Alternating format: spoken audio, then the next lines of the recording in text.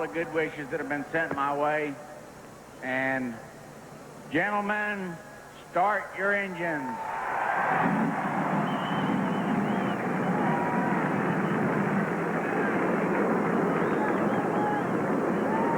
The starting grid for today's race on the pole for the second time this year. Ken Schrader outside of the front row looking for his first win. Bill Elliott going to row number 2. And there you have Alan Kowicki and Mark Martin, 2 strong dark horses with Fords today. In row 3, there you find Jeff Bodine and alongside the leader in the Winston Cup standings, Dale Earnhardt. For row 4, Harry Gant, who's already a winner this year, and another leading dark horse, Sterling Marlins, number 94. In row 5, it's Rusty Wallace, and alongside him is Davey Allison, who won at Talladega.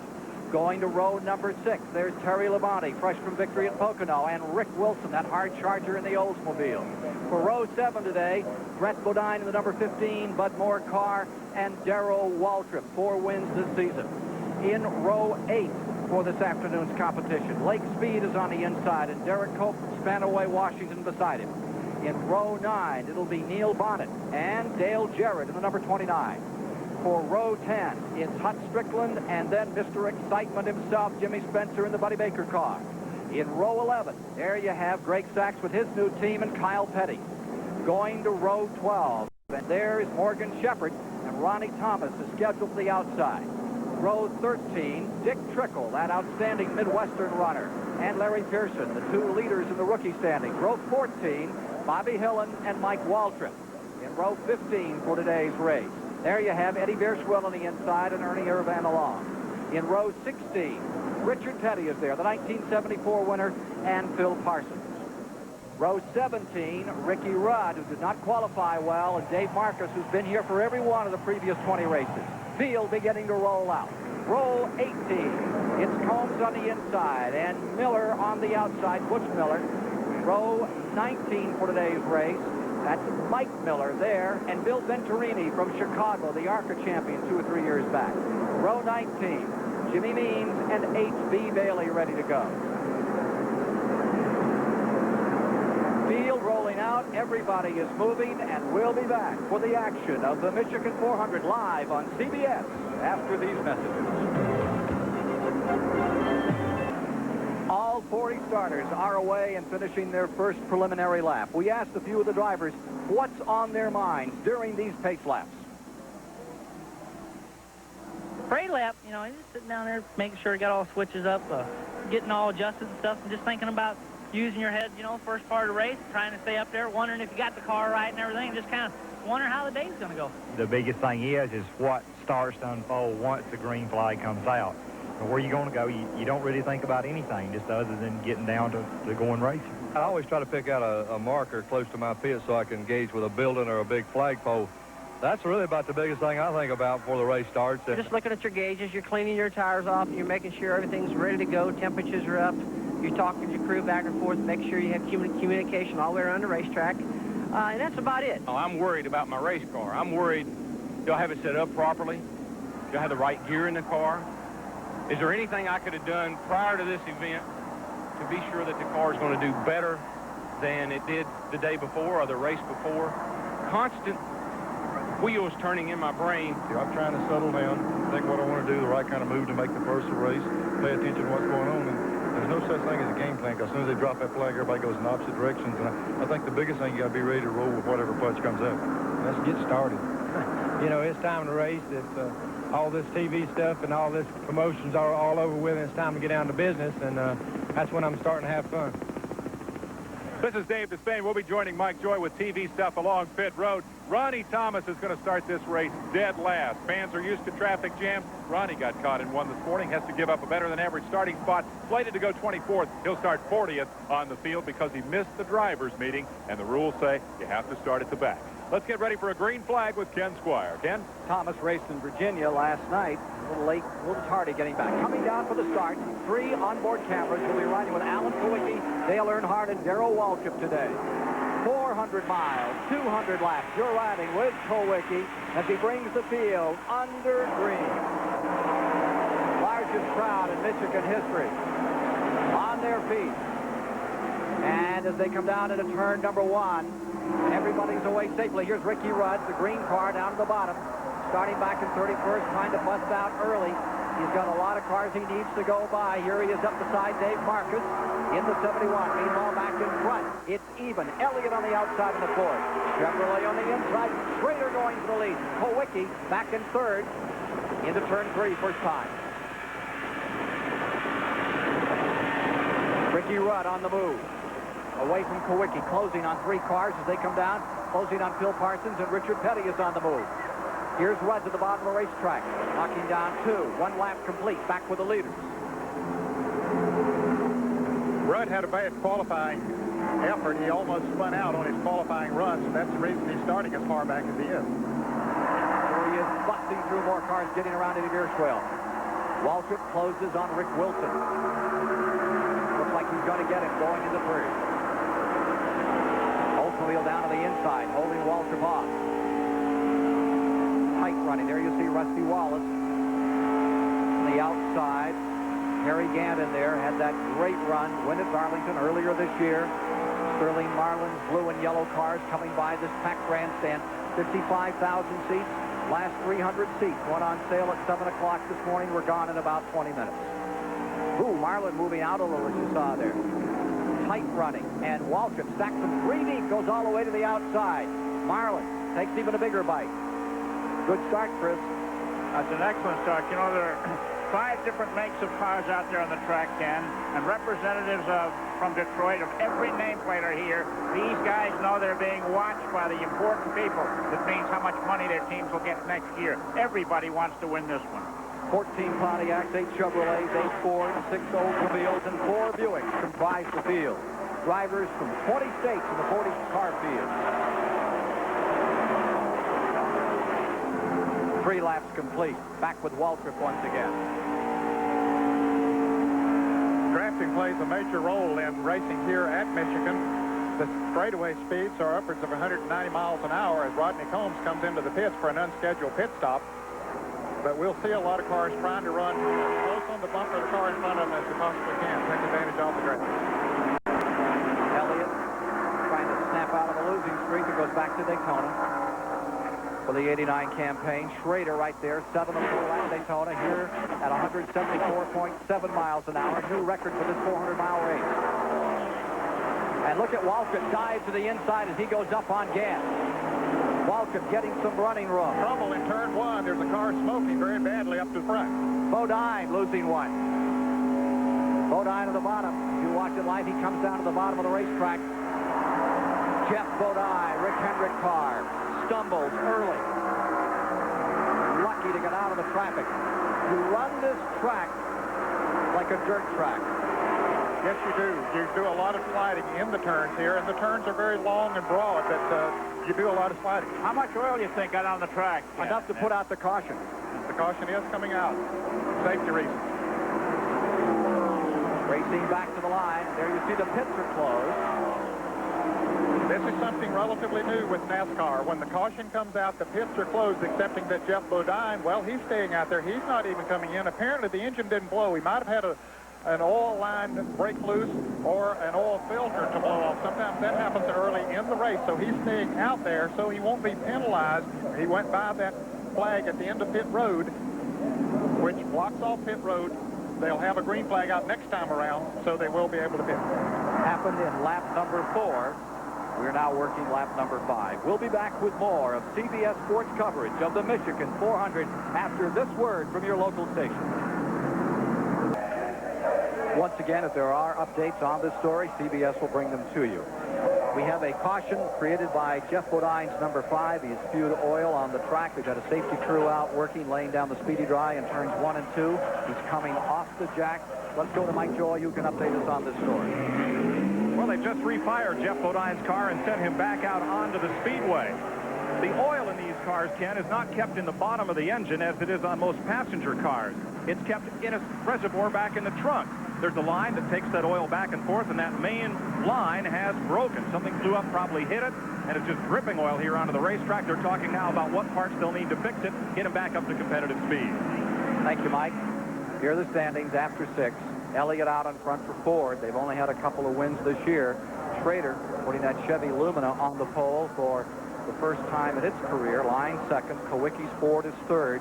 Martin lying fourth. And Wallace in fifth. Field coming through turns 1 and 2.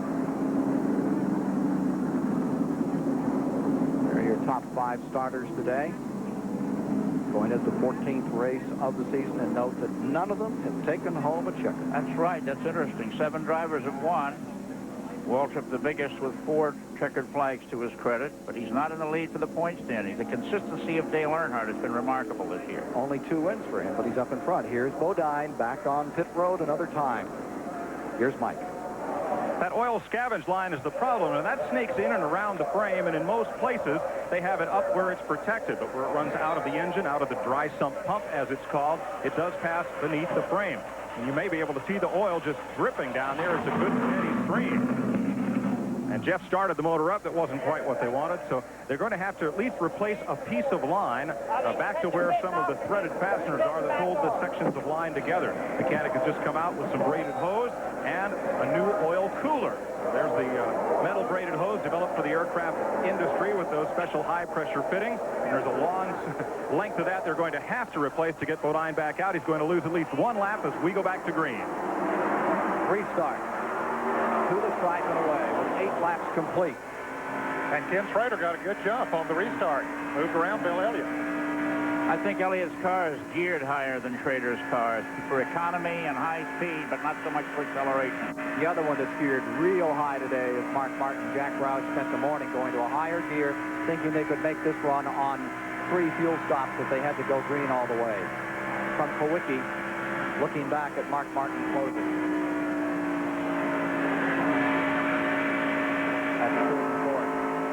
Again, you're back with Dale Earnhardt in his cluster of cars. Earnhardt running in 7th. And he just doesn't have a great deal of running room there, Ken. He's watching those cars. That Rick Wilson directly in front of him in the yellow car, number 4. And the fellow that you said you thought was going to have such a great day, Sterling Marlin, in that blue and yellow car. And here comes Earnhardt up on the outside. They are running the same tire compound that they ran at Michigan in the August race a year ago. But I think as the season goes on, they bring out safer, harder tires. Earnhardt's the man to watch. Dale Earnhardt can run on hard rubber as well as anyone in the game.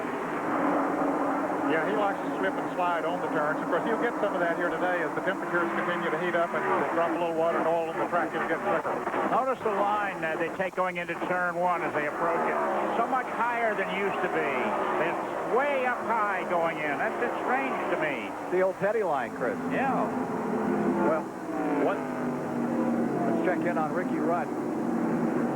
That green car coming up through, going up on Larry Pearson, currently the number 2 rookie in the series. Bobby Hillin just underneath Richard Petty's car in the back straightaway. Boy, Ricky Rudd moves around Larry Pearson with ease on the outside, and I believe he's going to take Richard Petty with him as Petty makes the same type of a move, but Ricky Rudd is definitely on the move. Into 24th. He got that victory at Sears Point a couple of weeks ago. It does things for you, doesn't it, Ned? Yes, it does. It pumps you and the crew up, give you a lot of confidence, and let you make moves on the racetrack that you might not ordinarily make. Don closing on Greg Sachs there. Now back with the leaders. 11 laps complete of 200. Schrader in first. Here comes Elliott back to the inside with Alan Kowicki, winner of that great race at Phoenix a year ago, lying third. You can see a little smoke from the tires as they go in, that they're beginning to slip a little bit in those turns. You can go in awfully hard, look like a real hero on this track, and you can come out of a corner having lost 5 positions. It's very easy to get in here too hard.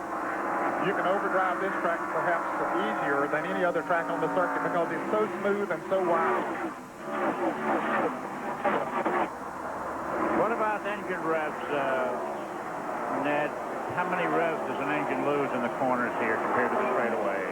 They'll lose about 600 to 700 RPMs here because they do have to decelerate going into the turns to get the car set and head off the turn.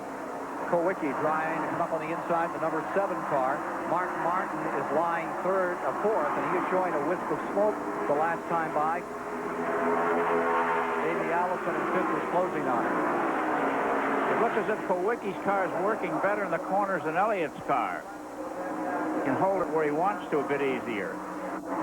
I think the slicker the racetrack gets, the better it'll suit Alan Kulwicki. He sets his car up himself, sets it up for slick racetracks, as he knows this one usually gets that way, and it'll work to his advantage.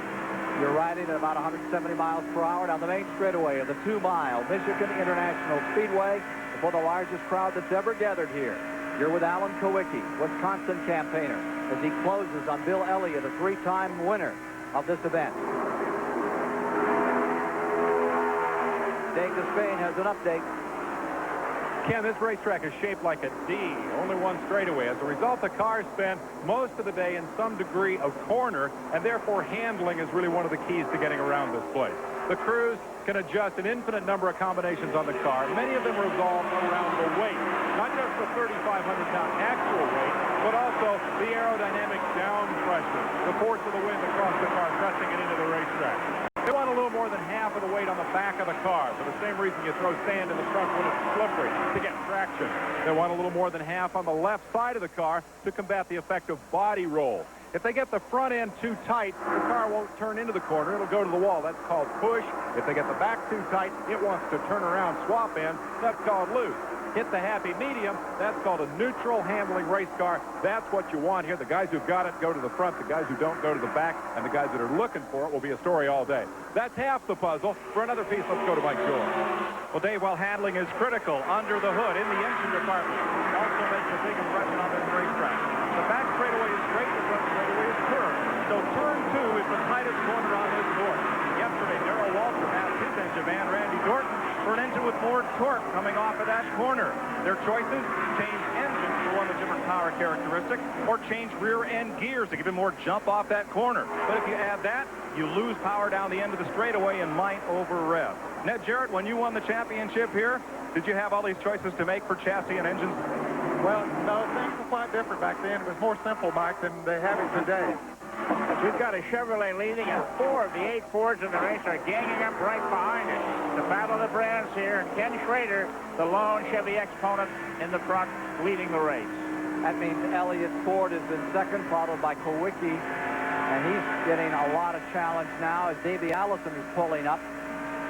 Davey getting into this thing in number 28. Mark Martin has slipped back to 5th. Rusty Wallace is in 6th with his Pontiac. Here's Dave Despain. Tough luck early for Dick Trickle of the Miller Buick. They brought the car on pit road, misfiring badly. Gone under the hood. Air cleaner is off, apparently to go to the ignition. The car sounded like it was misfiring as a result of an ignition problem.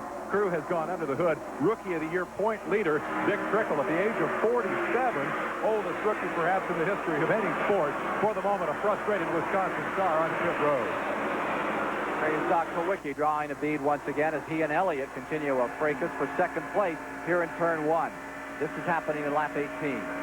Their paychecks may come from Dearborn, but they don't drive like teammates. Each to himself out there. Those 3 Fords are really working on Schrader, but he's withstanding the pressure. Remember, if he wins today, he gets a bonus of $91,200. It's a skins game established by the Unocal Corporation this year. They had $7,600 a race. Only one man has won this year. That was Rusty Wallace after 2 races. So it's worth $91,000 in additional money besides that $615,000 that was posted on the entry blank. Dale Earnhardt has been dropping back in the field. Apparently his car not handling too well. That's Lake Speed directly in front of him in car number 83. But he has dropped back considerably, and he's been a big pack of traffic, or a big pack of traffic coming up on him behind him. He's running 11th. Earnhardt in 11th. And he started 6th. Earnhardt is a changed man these days. In this morning's paper, he was quoted as recommending a different diet for Richard Petty. Said that the reason Richard Petty is having so much trouble is he's not in good health, and he can't live on chewing tobacco. He recommended a new diet for Richard Petty. All this from Dale Earnhardt. Dave Despain with a further update on Dick Trickle. For the guy who has won 1,000 short track main events, it's the proverbial racing story, the $2 part that stops the $70,000 race car. This is the part. It's right out of the distributor. This is the piece that sends the sparks off in the right direction. A little plastic ear broke off of it right here and brought Dick Trickle on the pit road. They've tried to refire the car, and he'll get back into the action momentarily. Out of 4, real tear, and here comes Ricky Rudd, still busting up through automobiles out of the back of the field. Got some hard running to do. Elliott squeezes by. Car number 25. And we have a new leader. It's Bill Elliott first, Schrader in second.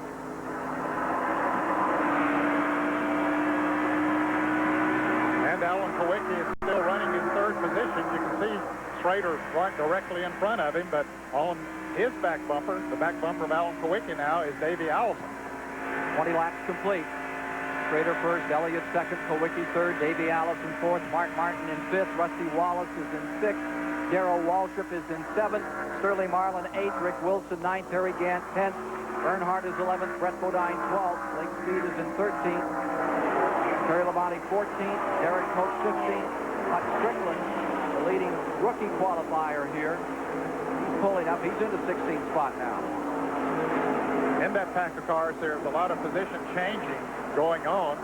Dale Jarrett up there standing with that group of cars. You can see Ricky Rudd near the tail end of that pack of cars. Here he is making a hard run right out of the back. Darrell Waltrip closes up on Mark Martin. Darrell is running in 7th position. Martin is in 6th. Main straightaway. So Martin has dropped back a little bit. Not long ago, he was in 4th position, and Darrell was a little further back, but he has drafted up to them now. He's beginning to be a factor. The leading echelon is starting. Now, there's David Pearson taking a look at what's going on. The leading echelon is starting to pull away slowly from the rest of the field. Here's part of the echelon that's trying to catch on to that train. Waltrip pulls up on Mark Martin. You can hear him decelerate as he goes into the turns, gets the car set. Now he'll start accelerating again. He doesn't plant his foot all the way in it when he starts to accelerate. He sort of eases into it. Battle for 6th, and he's only a second and a half back. And Ricky Rudd further back. He's also clambering up through traffic. Here he is closing on the Strickland car. That's the 16th spot right there. And Richard Petty has come right up through the traffic with Ricky Rudd. He started pretty far back in this field and has moved along with Rudd. Rudd started in 33rd position. Richard Petty started in 31st position, so he has made the trip up through there with him. Mr. Excitement, Jimmy Spencer getting taken inside and outside here. Dale Earnhardt pulls up a spot. Ricky Rudd challenging up to 16th from 31st. More for Michigan shortly.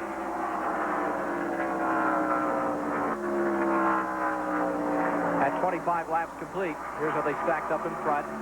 Elliott first, Schrader second, Kowicki, Allison, Wallace in the front 5. And there are the second 5. Mark Martin in 6th, Waltrip to 7th, Harry Gant to 8th.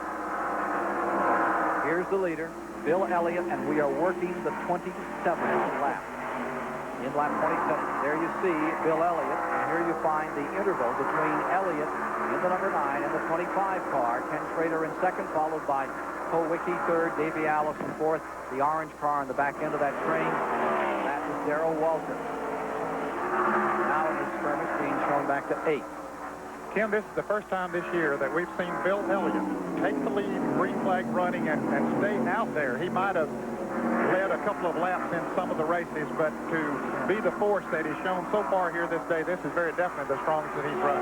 He's at the top of his form today. Don't forget, this in a sense is his car owner's home track, and there's a lot of pressure on there. Here's Petty right behind Ricky Rudd, who darts underneath last week's winner at Pocono, Terry Labonte. Ricky Rudd grabbing another spot, and here's Petty coming right with him.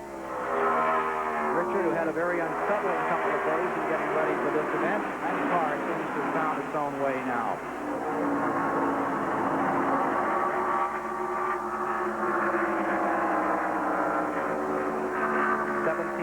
There. Let's go to Dave Despain.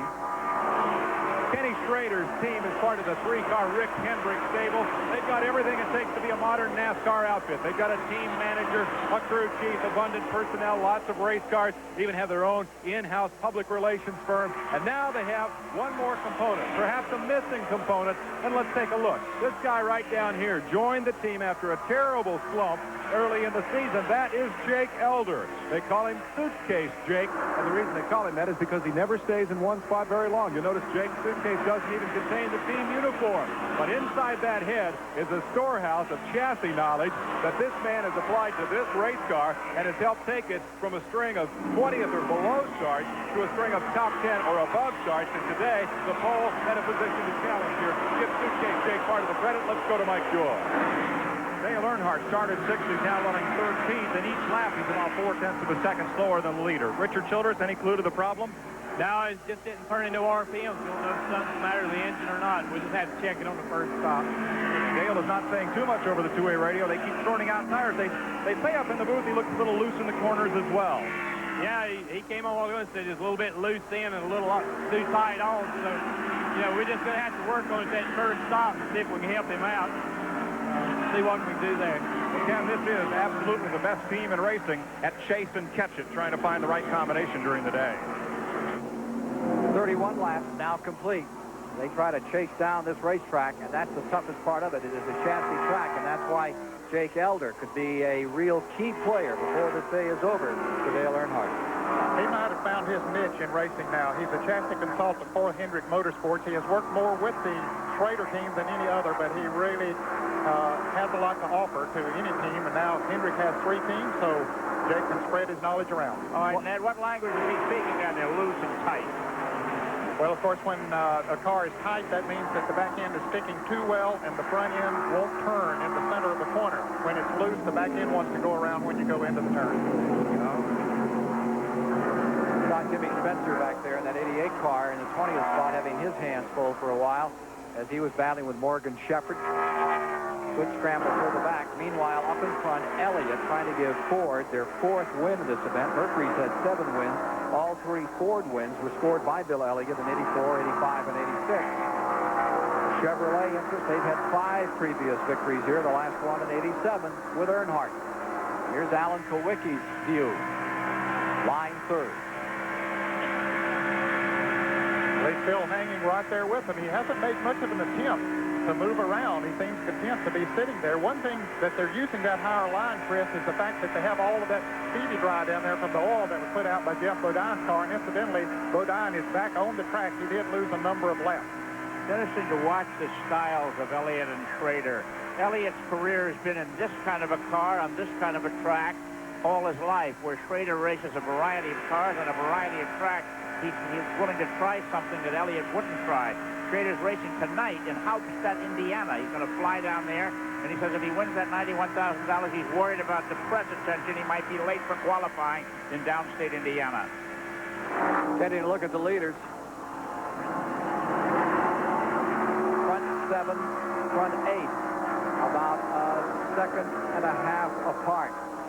And Darrell Waltrip continuing to lie 8th among that group. He has a unique strategy when he drives the 2-mile oval here at Michigan. This is a racetrack that I have to constantly tell myself to slow down and go faster. That may not make sense to you folks out there, but what that means is you have a tendency to overdrive here, to run the car in the corner too hard, to really just stay in the throttle and get the car all down in the corner, and then it won't turn and skates up the racetrack, and first thing you know, you got it pushing, you got it loose, and everybody's going by you. So you really have to keep that in the back of your mind all day long. Slow down, go faster. I learned that from a real pro, David Pearson. We saw David Pearson looking on a few moments ago as his son Larry Pearson continues to close in the battle for the Rookie of the Year on Dick Trickle. And with Trickle's problem, it could turn that rookie battle around and put it in favor of Larry Pearson this afternoon. David Pearson was really one of the great drivers who was master of this racetrack in his active days. Has more wins here than any other driver. He sure did a job for Mercury. 72, 73, 75, 76. Give it to David Pearson, the silver spot. And he hasn't spent a nickel of that prize money yet. Now, there are your leaders in 2.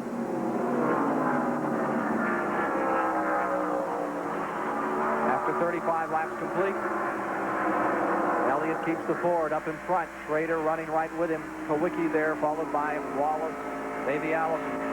In the second 5, Harry Gant lying 6. Mark Martin is in 7th. Darrell Waltrip is in 8th. Sterling Marlin is 9th. Rick Wilson is 10th. A little further back, Brett Bodine 11th. Lake Speed is 12th. Dale Earnhardt now 13th, and Derek Cope, having a very good run, is in 14th position with Hunt Strickland, that rookie in number 57. Donnie Allison's son-in-law is 15th. Ricky Rudd is 16th. Rusty Wallace has started to show his hand. Now he's cracked that Ford chain there and is moving up. Now holding 4th place in that white number 27 Pontiac. We've got a Ford, a Chevrolet, a Ford, a Pontiac, and an Olds in the top 5 places. 37 laps are down to the 200 to be run here in CBS's live coverage of the 21st Annual Michigan 400. Stay with us. The Goodyear blimp hovering over the Michigan International Speedway, the Enterprise out of Pompano Beach, Florida. At the controls, Captain Dick Esch from Sunrise, Florida. Look at this scramble. Here is Rusty Wallace and Bill Elliott, the 9 and the 27 for the lead. This happening in lap 42. Ricky Rudd is slowing down. Something has happened to his car. Could be gas. Could be. He should be able to go another 8 or 10 laps. Now it seems he might be back up to speed, but Rusty Wallace for the lead in the main straightaway, and down to the bottom of the track comes Schrader. 3 wide for first place. And Chevrolet on the inside. Ford in the middle. Pontiac takes the lead. And heavy traffic in front. Slower cars. This is going to be interesting. When you get to heavy traffic, that's the place where Wallace really can show his strength.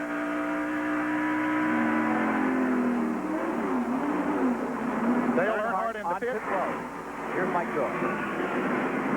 Dale Earnhardt is in for service, and most interestingly, what will they do to change the chassis of this car? Ricky Rudd's come around. He's going to make his pit stop after missing pit road the first time by. No chassis adjustment, no jacking on the screws that alter the weight on the car. Instead, they'll use tire stackers, change the diameter, circumference of the tires they put on that car to change its handling. Ricky Rudd completes his 1 lap late. He started 33rd, moved up to 15th, but this stop will cost him. Ken? Well, Mike, both of those drivers went a lap down on that pit stop exchange. However, others will be coming in before too long. I'm surprised only 84 miles they're calling for gas. That's not very far on a 22-gallon tank. No, it really isn't. I would have thought they would go 45 to 48 laps. And some of them are stretching Waltrip and Martin for 51 laps today. Here you see the 27 car getting ready to pit. This will give Schrader the lead. We'll see some range out of him.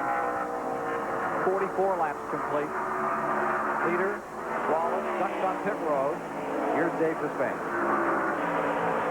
Leading the parade onto pit road comes the leader, Rusty Wallace. He's had a first and second place finish in his last 2 outings on this racetrack, and this crew flies over the wall. Barry Dodson over on the far side of the crew overseeing a right side tire change, full fill of fuel, and he is back underway. 13.5-second pit stop. Great work for the Wallace crew as they send the leader back out, but it was an early pit stop. Raymond Beadle is the car owner. Raymond, did you have to bring him in a little early, and if so, why? No, we didn't bring him in early. It was a routine stop. But cars aren't running real good. It was a little loose, and we straightened it up this time. We think we're in real good shape. You happy with your fuel mileage? Happy with your mileage? Yeah, so far, everything's okay. Fuel is not usually an issue here. Rusty Wallace comes in early for his. They adjust the car, and he's back underway. Kowicki, Elliott, Allison, Strickland, Parsons, Brett Bodine on pit road. Elliott's number 9 down to the very good pit stop. 13 and 2/10 seconds. That's remarkable. Richard Petty pitting. Bobby Hillens in. Kowicki leaving the pit.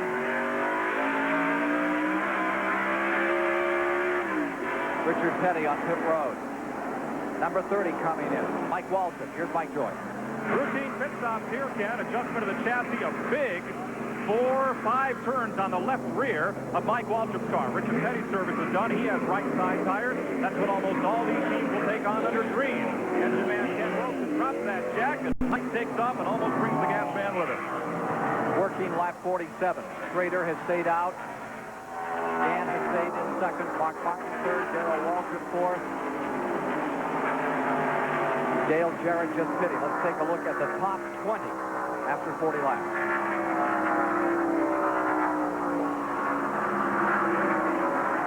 Gant closing in here on Schrader. Remember that Gant had a win this season earlier at Darlington. He has looked strong throughout the preliminary period to this race at the Michigan International Speedway. Despite Schrader's classy driving, he only has one victory to his credit last year at Talladega. And he's relying on that car to get some great mileage, as is Harry Gant. Working lap 48. Kyle Petty just pitting.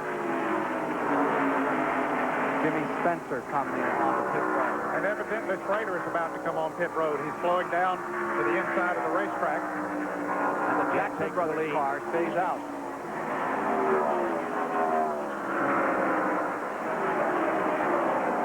Michael shown third.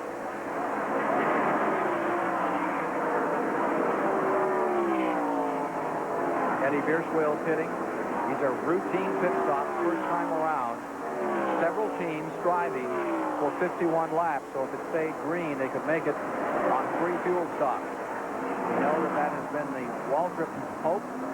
13 and a half seconds in the pits for Schrader, not bad. The case with Mark Martin.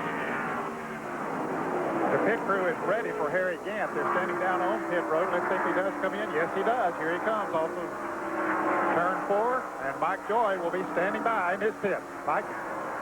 For Harry Gant, and he's going to get excellent fuel mileage here. 50 miles on his first tank, and gentlemen, just as you theorized, that means a 3-stop race. Gant brings the Leo Jackson engineered car in. Hoss Berry on gas. Ricky Beers has that catch can. They're changing right side tires. Andy Petrie, the crew chief, changing the right. Billy Abernathy there on the tire. Charlie Presley has the jack. When he drops it, it's time to go. Second can of gas. They want it all. Travis Carter saying drop it, or rather Leo Jackson drop it, and they get him out of here. Dave Despain? In the pits of Kenny Schrader, Dennis Conner, the crew chief, pit stop routine, satisfied with it? Yeah, it was just a routine stop. We got right side tires and fuel. We could probably run a little bit further, but this stage of the game, you don't run a risk and run too far. It looks like you packed an awful lot of gas in there. Is mileage going to be an issue here today? As a general rule, mileage is a key factor here because there's very seldom any cautions, so you have to go as far as you can and plan your strategy right, and more often than not, fuel economy will give you a good finish here.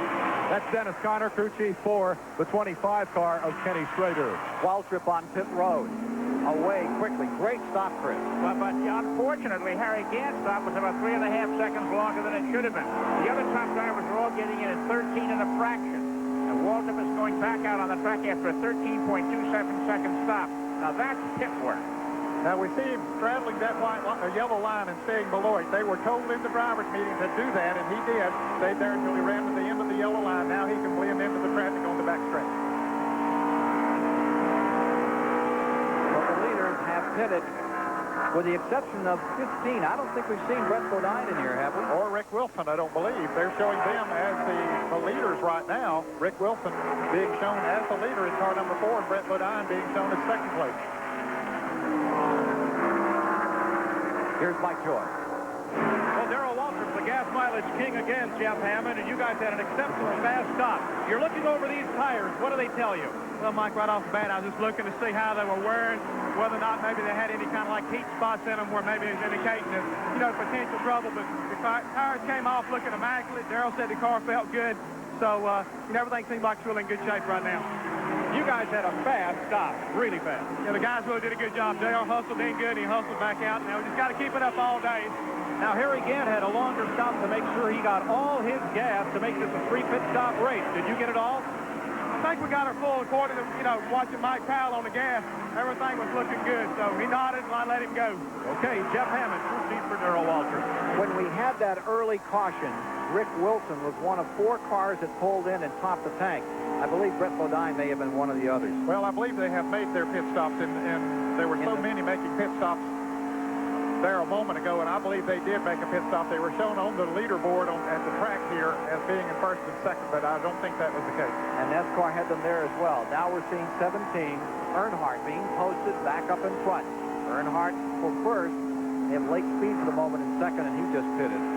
We'll be back with more from Michigan in a moment. 100 race summary is sponsored by Quaker State Motor Oil, where the big Q stands for quality. With 100 miles down, 5 different leaders. Lead changes 8. The average speed after just one caution, 152 miles an hour, and only 2 of the 40 that started have retired. Combs is out with the number 89 car, the Miller car, and Greg Sachs in that new car of his, the number 48, has gone by the wayside. But Jerry and Tim Miller's car, Herb Miller, their dad, watching today, they had problems early and are out of the race. After 55 laps, the defending champion of this event, Rusty Wallace, put the Pontiac back up in front with Bill Elliott in second. And there's a good skirmish continuing for third with Davey Allison, Schrader there, Harry Gandis in fifth, Darrell Waltrip currently in sixth. Eddie Bierswell about to go a lap down, wearing the Mullen colors. Word is that team is in bad financial straits, that number 23 team. In fact, they plan to run just a limited schedule for the balance of the season unless they do pick up full-time sponsorship. The top 5 drivers flashed across the start-finish line last time by in 3 2/10 seconds, so this is still a very tight automobile race. This is third and fourth we see right here. Kenny Schrader in the car number 25 running in third place, and Davey Allison trying to take it away from him as he comes down on the inside, Ken. And they've been moving back and forth in the last 3 or 4 laps. They swapped that position a few times. Here they come to the start-finish line on this D-shaped 2-mile Michigan International Speedway. Chevrolet, the maroon car on the outside, Schrader. The black, white, gold colors on the inside, Davey Allison. Good scrap. Davey victorious at Talladega earlier this season, where will be for the Die Hard 500 on Sunday, July the 30th. Hope you'll be with us at 1 o'clock Eastern. Rusty Wallace, last year's champion, won here at Michigan, and we asked him his impression of this track. It's a real smooth racetrack. It's real wide. It's easy to pass on, but it's hard to get a handle on because it's got a lot of corner to it.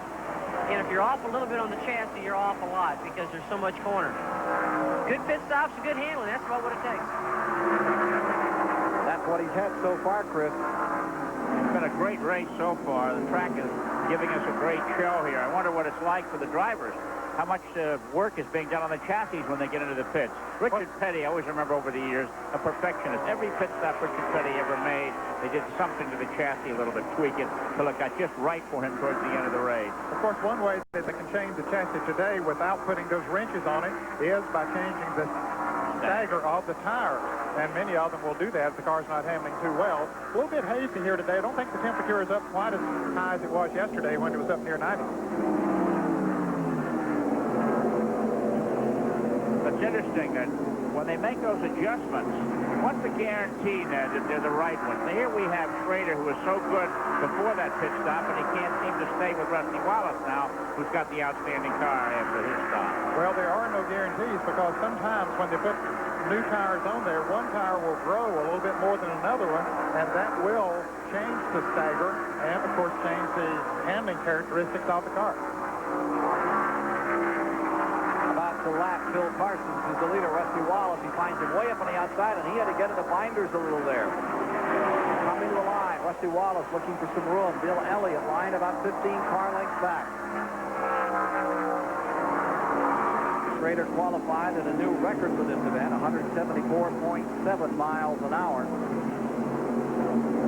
Ben Green, the early going, has one short caution. Jeff Bodine had some problems and laid fluid down in turns 1 and 2.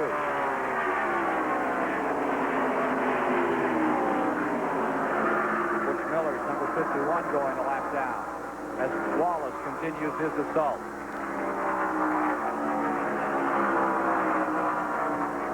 Dave Despain, what's all that about?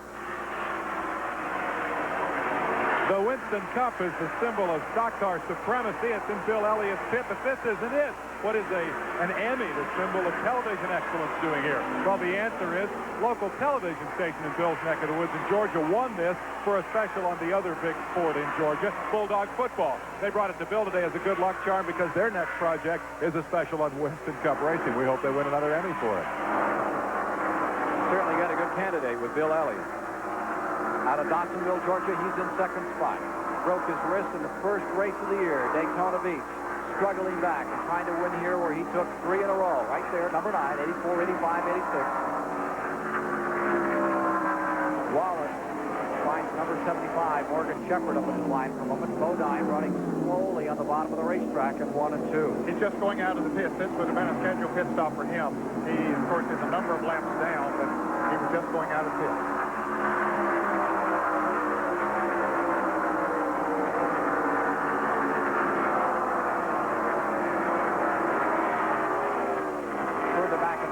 Gant is 5th, Waltrip 6th, Kulwicki 7th, Mark Martin is 8th, Sterling Marlin lying 9th, Rich Wilson is 10th, Brent Bodine 11th, Dale Earnhardt is shown as 12th. We'll be back with more of CBS Sports coverage of the Michigan 400 after this word from your local station. Sports Special, the Michigan 400, is sponsored by AC Delco. Automotive parts that don't just fit, they match. Kodacolor Gold Film, show your true colors. And by Quaker State Motor Oil. The big Q stands for quality, always has, always will. With 65 of 200 laps complete in our live coverage from Michigan International Speedway, Rusty Wallace is in front, not by much, over Bill Elliott in second, Davey Allison third, Ken Schrader, the pole sitter, back to fourth. And as you take a look through 6 through 10, Rick Wilson breaks his Oldsmobile back into the top 10 once again. On the racetrack, pretty good struggle going on up in front for the moment. Challenging Bill Elliott, had pulled to within a length and a half of Rusty Wallace and then slipped away. Here's Dale Jarrett about to go a lap down to Wallace. Meanwhile, further back behind Darrell Waltrip, you see Kulwicki and Martin continuing their struggle here. It's interesting, Ken, those Fords were up front earlier in the race. Now they're back trying to stay in the top 10. Waltrip in 6th. Kulwicki is 7th. Mark Martin is in 8th. And Kulwicki behind Waltrip, looking back and forth here. Well, they have plenty of running room. You can't see anybody out in front of Waltrip there, so he pretty well has the racetrack to himself, excepting the car on his rear bumper. Coming by to complete 70 laps.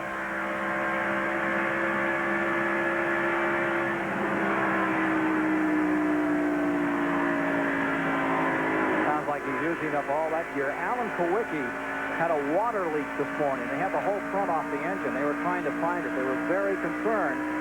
Right now, things look like they're going pretty well for him. On a day as warm as this, as you watch that draft, that's the one thing you don't want to do is stay in that line too long, or you can really overheat them. Let's go to Mike Joy.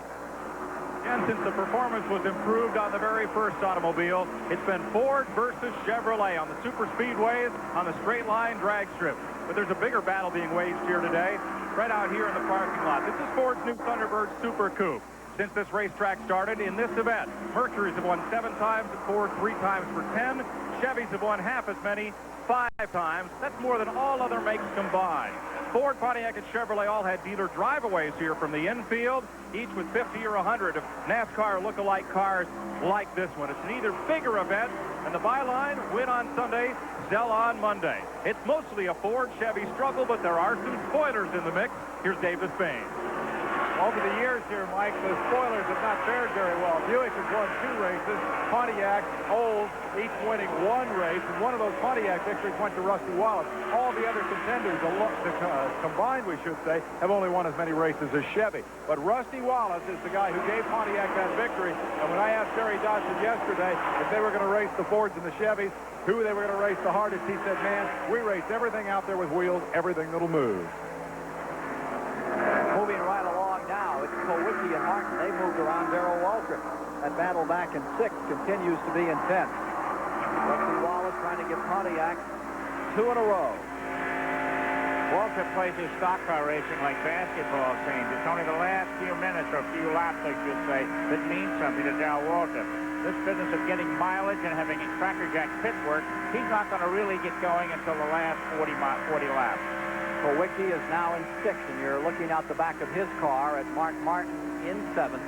Waltrip back to 8th. Waltrip driving the race that he usually drives, patient, waiting for that finish, not doing anything too dramatic here. Meanwhile, Dale Earnhardt in number 3. Has he changed his driving style, Ned? Here he is, line 12. Remember where he always was the Charger? Is that a different Earnhardt we're seeing now? I don't know. He might be a little more conservative, but if his car was capable of running up front, we would see him running up front. I don't think, Richard Childress said a little bit earlier that Earnhardt said the engine wasn't running as good as he would like to see it, and I think that it's more the car today than it is Earnhardt. I think Earnhardt's adopting the Waltrip style to some extent. Harry Gant obviously is. Waltrip has been so successful with a different style of driving. The smart fellows are taking a hard look at how he goes about it. Here you see Ricky Rudd trying to go underneath Earnhardt. They continue their struggle further back in 12th position, and just in front of them is Brett Bodine in the Bud Moore car. Yesterday, we sent Ned Jarrett out to the garage area to find out what role intimidation plays in this form of racing, and if there is any one man who can be called racing's Terminator. We found one name kept popping up.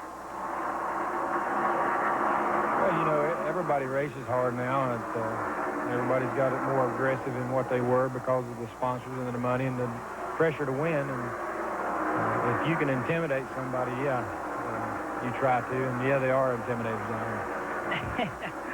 Well, I guess that's like, someone like Dale, I guess, would have to be in that category for sure. Earnhardt would have to have the reputation for being the intimidator. Probably the biggest one, I guess, would be Earnhardt. Yes, Earnhardt would be an intimidator. Dale Earnhardt's right there as the class. Dale Earnhardt, I reckon, off the top of my head, Earnhardt. Earnhardt, People like Earnhardt. Okay, now, most of them have said when we asked the question that Dale Earnhardt, his name has been mentioned as the top intimidator. Your reaction? Well, that's great. I hope I can intimidate some more. It makes it easier to do my job when I get up racing with them. If they're a little intimidated by me, maybe they'll give a little more. The man in black certainly has 12 guys up in front of him. He needs to think that very much right now. Starting this morning, he's telling everybody else that they're not eating properly. Become a dietitian. Right, exactly. He's got a lot of expanse to cover here if he wants to get back up in the front of this one. Here he is, back with Rudd. And Rudd is not one of those drivers that can be intimidated too easily, Ken. He's pretty tough out there himself. Blake Speed is in 14th. Petty Richard is in 15th, and Kyle is lying 16th behind these two gentlemen, Dale Earnhardt and Ricky Rudd. Ricky, who came out of that great victory at Sears Point, California, in the San Francisco countryside, north of San Francisco, a couple weeks back, and they came all the way across the country to Pocono, Pennsylvania, where Terry Labonte was victorious last week. Here we are in Michigan, and the struggle continues. Dandy fight going on here today as Rusty Wallace strives to give Pontiac another win. 2 in a row in this 400.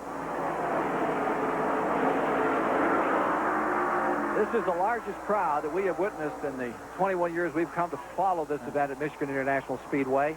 I must say one thing, as we look at this crowd, and particularly at the infield here today, I've never seen anything like it, and I must give credit to this racetrack. You can come here a week ago yesterday and stay all week for $15. Get yourself into the infield. That's for the vehicle. That's another $15 for the ticket. So for $65, $70 and kids free, and it's worked. And people come and spend a week, and they do a lot of other activities, and then make the highlight of their stay in the Irish Hills of Michigan this beautiful racing facility on this Sunday afternoon. There's not many hotel rooms in the area, so this is motorhome paradise. They're having a grand time. There was over 40,000 here yesterday for qualifying. Marvelous crowd. And it was just for qualifying, no race here.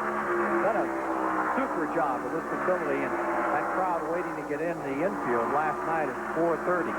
There's a story unto itself. And a brand new grandstand seating 3,000 is full this time around. 300 tickets sell this morning, went in 20 minutes.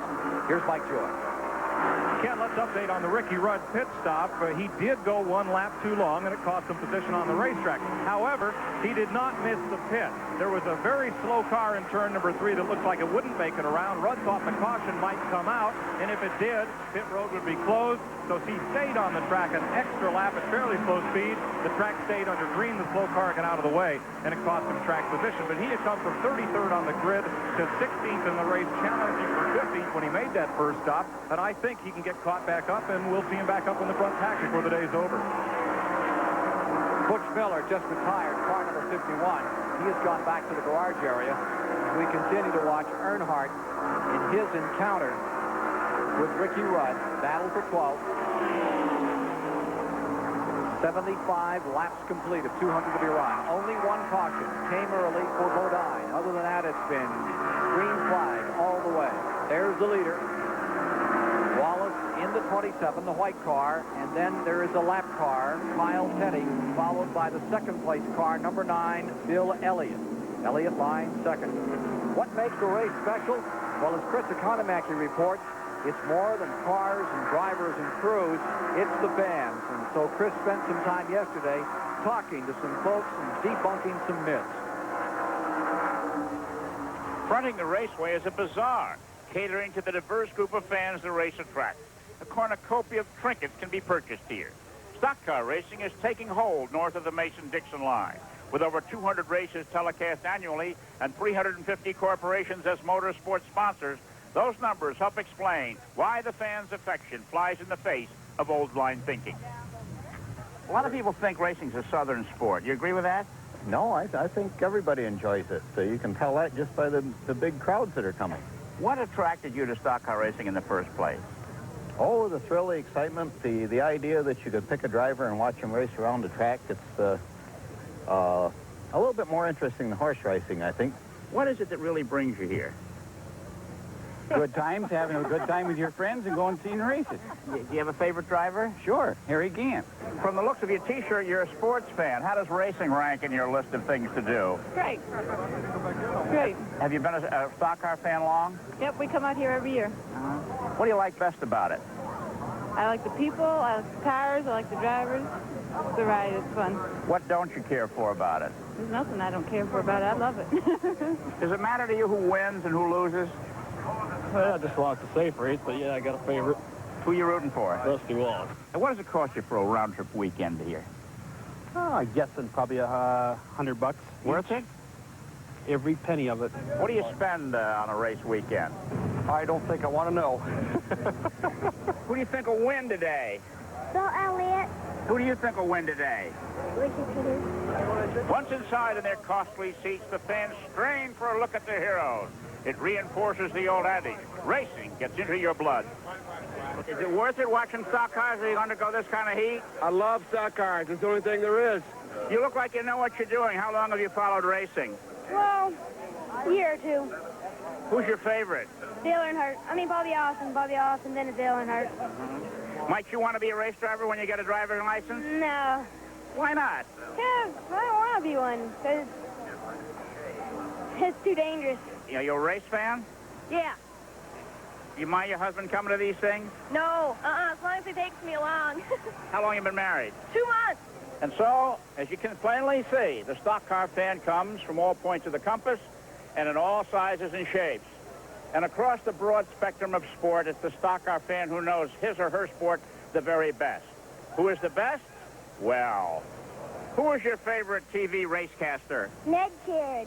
Ned Sharrett. And who is your second favorite TV racecaster? Ken Squire. Kids. What do they know? That must have been a hard piece to do, Chris. A hard piece to watch.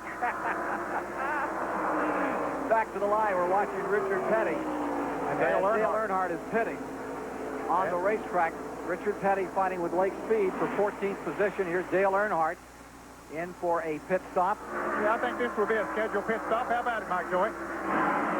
Left side tires this time. Since we're still under green, they got right sides the first time, left side now. And again, the Childress team will use stagger to adjust Earnhardt's handling. And I think they're in just a little bit early to run the distance if we stay green the rest of the way. However, Mike, Kulwicki has just pitted as well. Alan Kulwicki just entered the pit. Here you are with him. Yeah, some of the drivers came in after about 40 laps. Ricky Rudd is coming into the pits right now a little bit earlier. We're at lap 85 now, so this would be pit schedule stop. It looks like Venturini's car out of Chicago, Illinois. That's Bill Venturini, the 87 ARCA champion. Remember he had that terrible crash at Talladega, Alabama? Also was a champion that year. Bill Venturini in trouble here today. Tough break for a couple of drivers who had just made pit stops. Alan Kulwicki went a lap down. First Winston Cup race for Venturini, and here it ends. Brings out a full caution, second one of the day. This at lap 86. And couldn't come at a more fortuitous time for everybody out here, with the exception of Earnhardt and Kulwicki, who just dove in. Pits are closed. As you see here, the red flag with the yellow stripe saying you've got to circulate around here or pay the penalty if you come onto pit road at this time, with the exception of a car that might be in trouble, right, Ned? And the car is in trouble. They can come in, but they would then be relegated to the rear of the field on the restart. That would be their penalty. The other guy wants to have a word here. Well, no, I was just talking about Bill Venturini. He's had a tough go. He got a lot of headlines with an all-girl pit crew that was quite efficient in ARCA racing, and it's tough to see him with the ambulance pulling alongside over there. Pits are open. Here comes the entire field down pit road.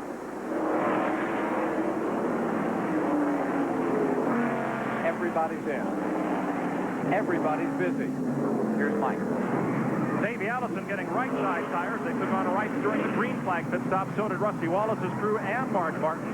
They're all looking at right sides and a full tank of fuel. They were going to have to come in within the next 5 to 10 laps anyway, so this won't throw them off pit stop sequence too much. There are 5 cars on the racetrack. All others are on pit road. Easy way to pick up 5 points. Some folks, if you lead a lap, you collect 5 bonus points under the Winston Cup system. Maybe we get a look here what happened to Bill Venturini. Okay, that's the car inside the circle as it goes into turn 1. Looks like he enters the turn pretty well. And then the car gets loose all of a sudden and just veers into the outside wall. It looks like the back end broke loose just a little bit, and then he corrected it and just went straight to the wall. Looks like the old dirt track scrape where you go in, you correct, you try to get it back, and then he hit hard. You can see the damage to the right front of his car. Bill trying to make his way into Winston Cup racing. This is his first ever Winston Cup run. He's been here one other time. He ran a USAC race back here in the late 70s. Bill Venturini. Chicago boy. Yeah, very popular up there. See him at that boys club outing each year. Big supporter of the Chicago Boys Club, the Lathrop Center over there in Chicago. Well, we hope. Let's hope he's all right. It's okay. We'll be back with more from the Michigan International Speedway in a moment. They are still working on the Bill Venturini car after a hard crash into the outside retaining wall here at the Michigan International Speedway. Let's take a look at the leaders after 80 laps. Here they're running in the top 25 positions here on the track. Safety crew still administering to Bill Venturini from Chicago. Talked to him this morning. He was so optimistic about this race. He had a few problems yesterday, so we've got him licked. I really think I'm going to have a good afternoon.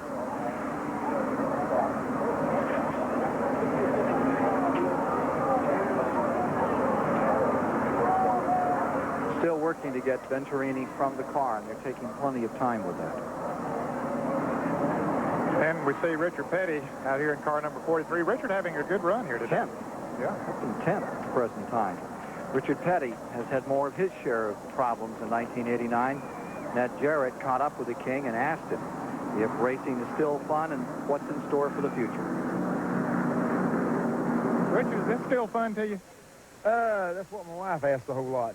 Some of it is fun, Ned. It's just like always, win, lose, or draw. You have good days and bad days, and the driving the car, yeah, is still fun. I still really enjoy driving the race car. Now, some of the stuff that builds up to it and some of the bad luck and stuff you have, then that's not too much fun. But the overall deal, I guess, of driving the car overshadows all the rest of the stuff, and I still enjoy that part of it.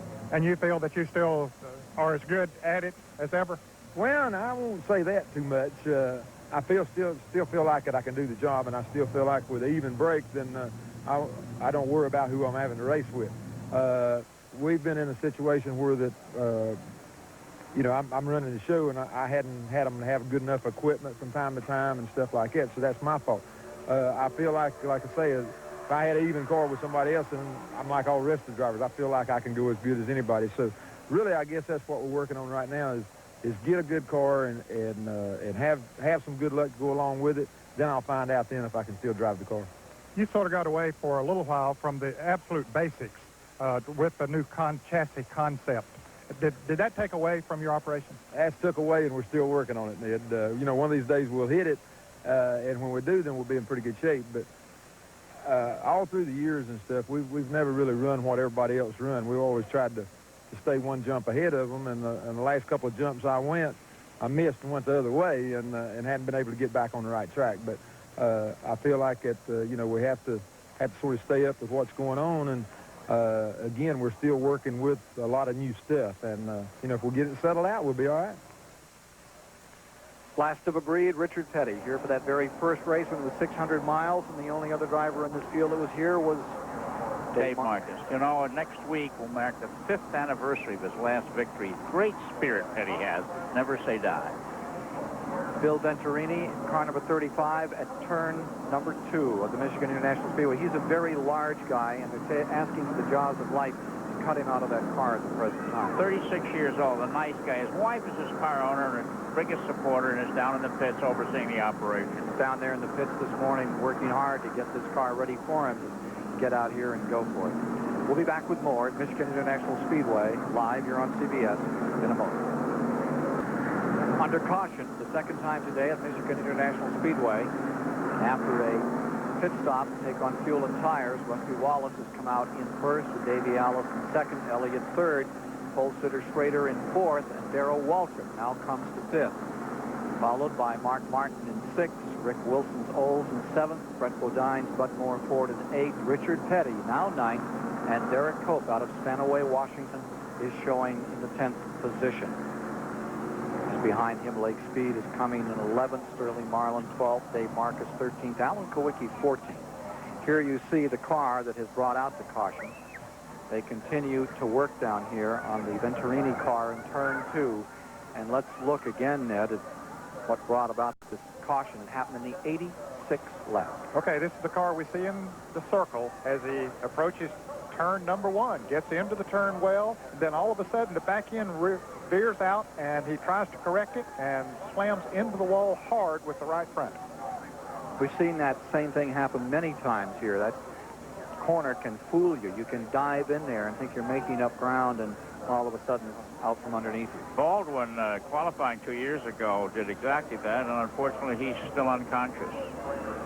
Darrell Waltrip said that it's very easy to overdrive this track. It is. It looks so wide and so nice and smooth as you go in there. And if you go in and maybe hit a little bit of a slick spot or something, and maybe Venturini did. The back end might have hit something and caused it to go out. He overcorrected, and into the wall he went. Kenny Schrader was telling me yesterday, he said, you'll be driving along and go into that first turn, and he says, it's just like someone has a garden hose out there and sprays the corner.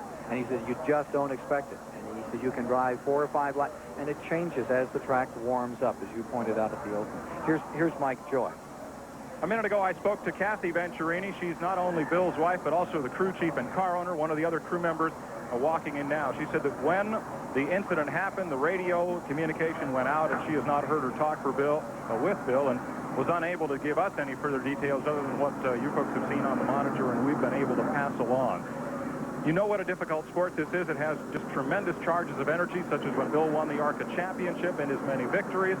And then there's the other side of it, such as we see today. Now we're reported that he is out of the car, and certainly that is good news. Back upstairs. Being taken to the ambulance for a check at the infield hospital here, and then be sure to be taken to another medical center nearby. Now look over the lineup, Ken. There's 6 drivers in their 20s, 8 drivers in their 40s, 2 drivers in their 50s, and 24 drivers in their 30s in the field, and the youngsters are showing the way here. Yeah, they really are. Looking down through there, Harry Gant is not exactly a youngster, Chris. Not as old as you are, but he's been around there for a while. We'll be back in a moment. Where the big Q stands for quality. After 182 miles, 5 different drivers taking a crack at first place, swapping the lead 8 times, averaging 144 miles per hour. And that average speed dissipates quickly here as we're taking several laps since lap 87, now up to working to 93 with the yellow flag out. 4 cars out of the race. The latest, the Venturini car. He's been taken to the infield medical center here at the Michigan International Speedway just moments ago. We hope to give you an update. There are the remains of the Venturini car where it slapped into the wall. On the right side, you can see where they cut the roof away to take him out of the machine.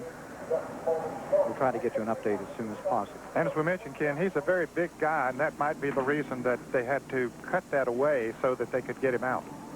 Took plenty of time. I'm sure they could do as much for them as they possibly can to get in trouble like that. Here's Dave Despain. Dale Earnhardt's crew here commiserating over the bad luck that they have had. They got caught on that pit stop. They had just made their stop, and then unfortunately the incident, and they have lost a lap as a result of it. Richard Childress, you're having problems with the car anyway. Were you able to do any good here during this stop to get him a little better? No, not really. You know, we hadn't really put our finger on what it is. The engine just didn't pull in RPMs. We don't know if it's because it's real tight off corner or what. Everybody else has had their bad luck over the last 2 weeks. While you guys were running 4th and 3rd, Rusty and Darrell were having problems. Is this your turn at the bad luck wheel? Well, let's hope it don't come in turns. But, you know, it's just been one of them days. You know, a while ago, Dale said the car was pushing and then loose and wouldn't run. So I said, what else could happen? Then we ran out of gas. So, you know, you just got to fight those days and come back next week, which we ain't gave up on today yet, though. They never give up. That's been the hallmark of this team. That's what has won them the championship. The key point here is that over the last 2 weeks, this team was able to build a huge lead due to misfortune of others. Now it appears the wheel has indeed come around and bitten the Childress team for today, at least, so they haven't given up. Kent? Richard Childress hasn't given up in years. Back in the old days of Grand American. Michigan 400 master, Dale Earnhardt. Got a pretty good record here. Yeah. Look at that, laps complete.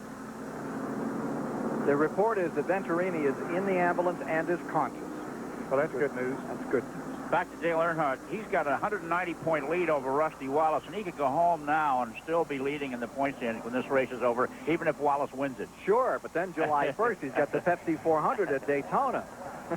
And then he's got the AC Spark Plug 500 in Pocono and our die-hard 500 Talladega, July 30th, live flag-to-flag coverage here on CBS. There are the standings. 1 lap, they're going to turn them loose. 1 lap to green. Earnhardt out in front. Look at Mark Martin back there in 4th spot. Late pit stop for Ken Schrader. Probably just to tap off the fuel tank because they've run a number of laps here under caution. Ricky Rudd is doing the same thing, as is Dale Jarrett, Bill Parsons, Blake Speed, all diving into the pits before we get back down to a green flag condition. So it's complete at 95 when the green comes back out. There's the activity on pit road. Dave Marcus pulling out. You see him right here, number 71. Rolling down pit road and getting back into this race. Jimmy Means coming by, number 52. 40 cars started. 36 still remain with Alan Kowicki. This is the picture as we get set for a restart. Coming down the line. Back straightaway out of turn 2.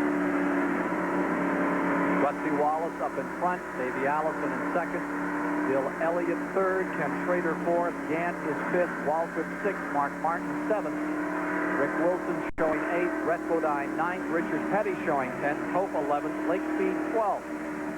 And down a lap is Alan Kowicki in the 7 car. You see him on the inside. Of course, he was in the pits when this caution came out for a green flag pit stop, and also now Schrader, of course, has gone back. He'll be about 14th, the last car in the lead lap. He was the only one, Ken, of the top 10 cars that came in to top off his fuel here as they're about to get the green flag. That's interesting. Schrader's now back at the pack, and all that traffic in front of him, he's going to have to do some driving. Hey, and remember, there's $10,000 up here for the leader at halfway, Chris. We could have quite a gang war coming down here. He said the other day that he drove just as hard for a $500 windshield the other night. Imagine the guy that's going to sign the $91,000 check, and he can save $91,000. Give him $500. 95 complete. 5 to halfway. 5 to halfway. 14 cars in that lead lap. shakeout. Wallace points that Pontiac 3-4 car lengths in front of the field. And Davey Allison has gradually been moving up, and he has moved up to second after this round of pit stops. He was third before them, but look at Schrader coming up here tonight. Got that trickle on the inside. Now we'll find out what those adjustments have done to the cars. Which, into the wall goes Sterling Marlin. He picks it up. Martin. But you wonder how much damage he might have done, and he's slowing down. He's done some.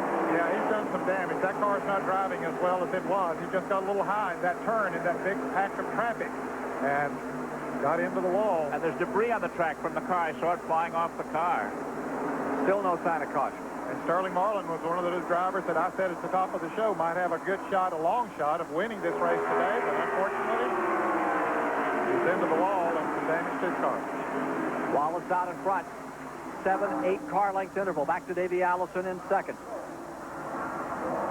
Let's take a look at it again and see just what did happen. You can see he's already sideways up there. He tried to pull it off. He evidently got into the loose stuff up there. Morgan Shepherd was right in front of him. The car broke loose. The back end did. The back end got into the wall with him. From another angle, let's see. There's Morgan. He's already loose.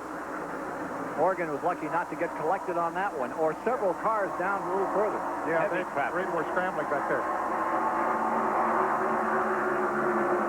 There's a piece of metal down on the track, and that's just out of turn 4.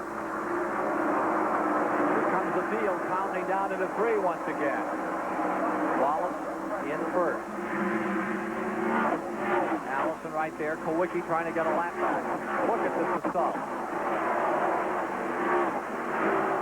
You can see a piece of debris. I think they're notified. They've got spotters all around the track net. Well, yes, but apparently they have not been able to see it yet. Mark Martin going into fourth. Wicked piece of metal. A piece of trim. That can cut a tire in a hurry. Wallace, as we come toward the halfway mark. Here's Sterling Marlin coming off of the wall. And let's see, there's that piece of metal that we have been seeing on the track as it flew off the car. No caution. 99 complete, 1 lap to go to halfway. Wallace first, Allison second, Elliott third, Mark Martin fourth, Gant fifth, Rick Wilson sixth. Safety man getting that piece of metal and getting it out of there. Yep, it was down on the inside of the track, out of the racing groove, so NASCAR apparently thought that there was no danger to the cars running full speed. Headed for 10 grand, Wallace. $10,000 line here for Rusty Wallace. Just tickle that fourth turn, keep that advantage. Comes out gingerly right up to the wall. Halfway is down. Elliott in fourth. Mark Martin follows by Harry Gant. Here's Dave Despaigne. Darrell Bryant, the crew chief for Sterling Marlin, says they don't know how badly they've hurt that race car when they hit the wall up there. Their spotters, who are located high around the racetrack, are trying to visually inspect the car as it goes by at whatever speed it's running now, not far off race speed. And they're also communicating with Sterling on the radio. They said that Sterling has not been able to tell them very much about how the car is driving. Let's go to the garage area. Mike Joy. Like Dick Trickle, Butch Miller is one of America's best short-track racers, but he's had a tough time cracking the NASCAR market. And it's got to be tough to stand here while that race goes on without you. Oh, it's just awful. You know, we're really fortunate that we've got a brand-new sponsor, Fruit of the Loom. And, you know, we wanted to show them off, and instead, here we are in the garage area. Is it tougher to sell them than it is to keep them? We'll find out, huh? We'll find out. No, we're really proud to have the sponsorship, and, you know, we're looking forward to a long-term relationship with them. Well, let's hope there are better days than this. Broken axle put Butch out of the race. Schrader, 9th in the 25 and sliding back. There goes Mr. Excitement. Jimmy Spencer up around him on the outside. Spencer got on the NASCAR plane, went to Louisville, Kentucky to race last night, then had his number taken down. They took him out of the race and came back on an interesting situation. That is tough racing. Schrader coming into the pits. Yeah, Schrader down to the inside. He was running in 9th. As you saw him backing up a little. Apparently he has a tire going down. The crew is out on pit road ready to go to the right side. He thought he had a flat. I guess it looked like both of those tires were up, but sometimes with the interliners it's hard to tell. That's the amazing thing. It's hard to believe that a driver with all the experience these fellows have can't tell which tire is the soft one. Well, they're changing all four. It's hard to tell because that roll center just pull you like mad. And it also could have been a vibration, maybe a tire equalized, and that is very hard for the driver to tell. If a tire equalized, you get a tremendous vibration. Here he goes a lap down. Wallace by with Elliott in second, with Allison in second, and Elliott lying third. Away goes Schrader. One lap back. Hope they gave him a cup of strong coffee.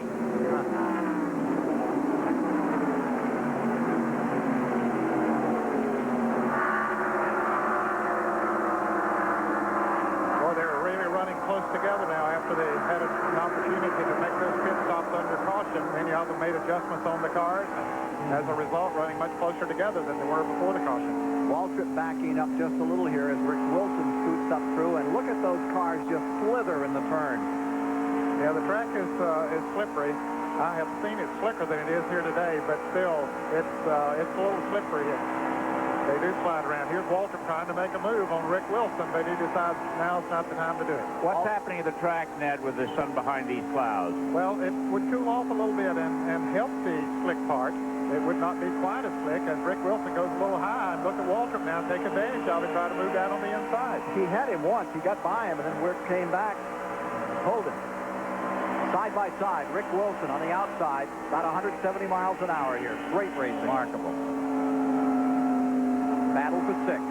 Irwin Waltrip as he challenges again. On the high side goes Rick Wilson. Now there's the Charger. What's the difference in the lines? They're close together one part of the track and 30 feet apart on another part of the track. Waltrip trying to deal with Bartow, Florida's Rick Wilson. Chevy versus Olds. Rick Irwin give up. Look at that four come back on the outside. That's just a great race to watch. Here comes Wilson back again.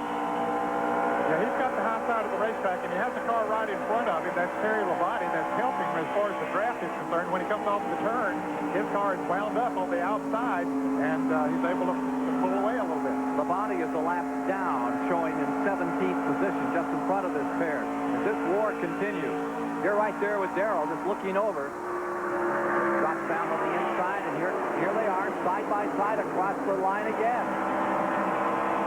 Got the hand of the boy from Bartow, Florida. He does not let the reputation of Darrell Waltrip phase him one bit or 1 foot. Hey, you talk about intimidation. You know, this is intimidation. The fellow sitting down there just grinding away at you, but now, look, Darrell has had to give up. Now he has his brother to contend with now. Yeah, Wilson's car got a little bit loose as he came off the turn, but Darrell decided he better follow him up through that a little bit. Darrell parked his brother in Bristol, Tennessee. Michael says, I owe him one. He says, I'll give it back to him one day. There's Darrell Waltrip continuing to work. That consistent, just plodding line of his. Never looks to be overworking the car. But he has his hands full right now as his young brother is pulling up and wanting to challenge. But look how easily he's able to pull up on him on the straightaways. Of course, picking up the draft, that helps him quite a bit. But Darrell Waltrip has as much engine as anyone out there. And now Michael falls back a couple of car positions to Darrell into 17. Darrell Waltrip in 7th. Rick Wilson in 6th. Gann up in front of them in 5th. Mark Martin is 4th on the track. Then comes Bill Elliott. 2 car lengths in front of him. Davey Allison 2nd. Here's Dave Despain. $91,200. The bonus here today is the pole sitter could win the race. Kenny Schrader started up front, ran with the leader. Just after that last yellow flag on the last lap before green, they came in and topped off the tank, giving up track position because they thought they were strong enough to get back to the front. Then a 30-second pit stop to change all 4 tires. Dennis Conner, what was the problem? We had a vibration in it, and it kept getting worse, so we just had to change the tires. As of yet, we're going to get them rebalanced, see if there was any problem there, or maybe it was a loose lug nut, one or the other. We fixed it when we changed the tires. Is he back to speed? You've been watching the watch pretty close. Yeah, he's running just a tick quicker than the leader is right now, but we got a long way to go to catch back up. Is there enough time for you to catch up? Excuse me? Is there enough time for you to catch up? cautions would help him now. Let's go to the garage and Mike Joy. Well, I'm back near the Bill Venturini garage. Carol Tortorisi is Bill's sister-in-law. Kathy, your sister is married to Bill. What was the reaction in your pit when you learned that car had smacked the wall? Well, the first about 3 minutes seemed longer. We had no contact. We had lost contact through the radios, and my sister kept calling Bill, answer me, talk to me. We had no news. None of the, Winston officials knew that it was him, because when he smacked the wall, he came down so low that he was in the grass, so no one saw him. All they thought, they knew that there was a crash, but they didn't know what car number. So then when we did find out, my sister and I and Bill's father is here. We all walked down to the hospital, the infield hospital. They brought him in, and he has a neck brace on. He is conscious, but we don't know as of yet. Okay, thanks for speaking with us. The late report from Gene Haskett here at the Michigan International Speedway. He is conscious, he is talking, he is complaining of injuries, chest injuries, and is being taken by ambulance to the McCauley Hospital in Ann Arbor. He's being taken right now over there, the helicopter directly across from us. We can see that they're just about ready to take him to Ann Arbor for further examination. Meanwhile, car number 27, Wallace, stays out in front. I tell you who's come alive in the last few laps is Jimmy Spencer in the number 88 car. He's passing car after car, just polished off Richard Petty. Whatever they did to that car during the pit stop has certainly improved its performance. Car number 27. Rusty Wallace stays in front, 111 laps complete. Interval continuing to build in Wallace's favor. There is the ambulance, the air ambulance, getting ready to take Bill Venturini to Ann Arbor. It's ready to take off. They've just loaded him into the air ambulance, and we'll get a further update on Venturini before we leave you today.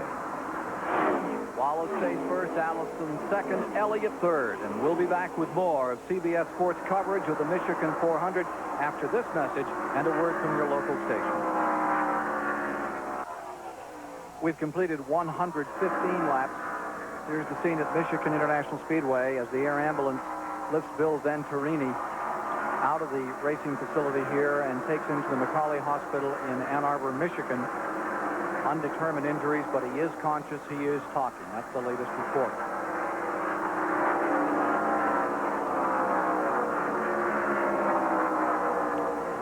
Back with the race, we're watching as Schrader in the number 25 car tries to get back up here. He has just whaled through about 6 automobiles. He is running a lap down. We have him as outside of the top 20 at the present time. Clearly as quick as anything on the racetrack. He tries to gather some steam to get back in this thing.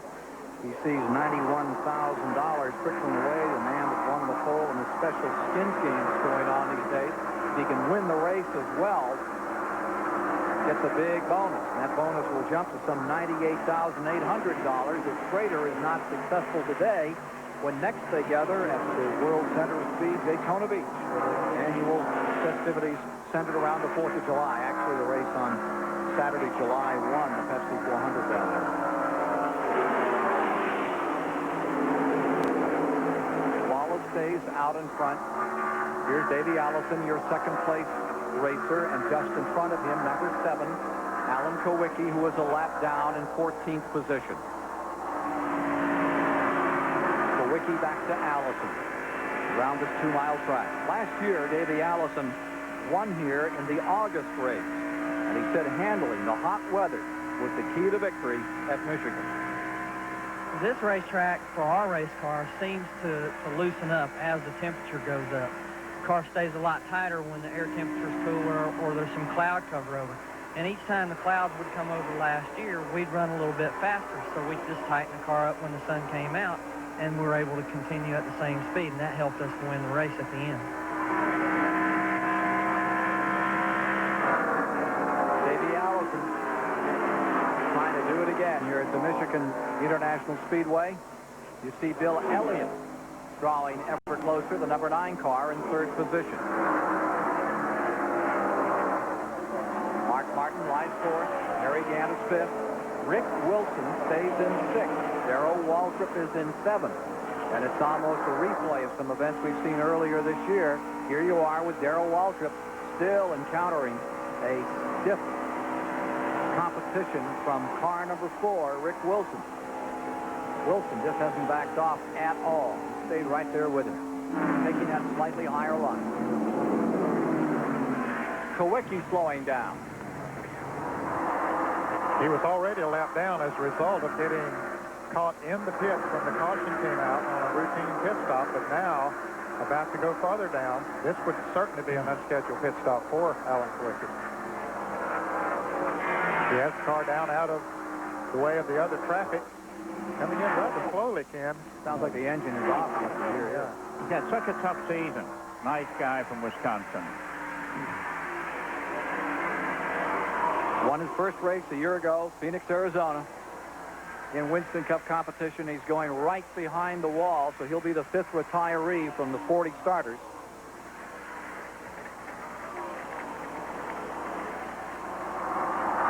He keeps working the gear shift lever as if maybe something might be wrong there.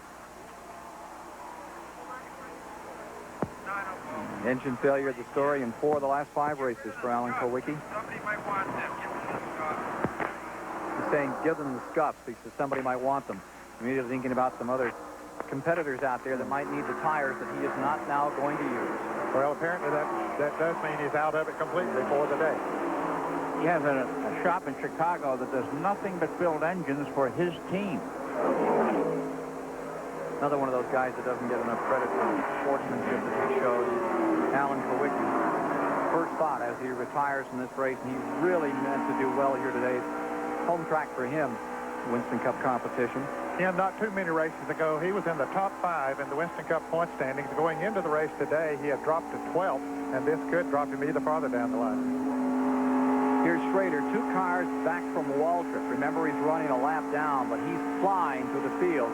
That 25 car, he darts back in there. There's Brett Bodine directly behind, and Brett Bodine is closed up on Waltrip.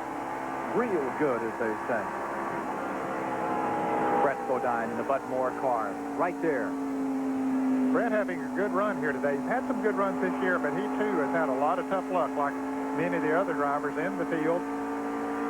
Bud Moore's cars always run well on this racetrack, and Brett doing a good job of driving today. Waltrip in 7th, Brett Bodine in 8th. Here's Dave Despain. Well, Ken Squire, you call him Mr. Excitement. Buddy Baker calls the driver of number 88, Jimmy Spencer, the most promising young driver that he's ever seen, and he's put him in his race car. The Crisco Oldsmobile being piloted by Spencer in his first appearance here at this racetrack, and only his 3rd Winston Cup race. The car was pushing earlier. He wanted to go toward the wall instead of turn the corner. They went a lap down. Now they're running only a second slower than the leader.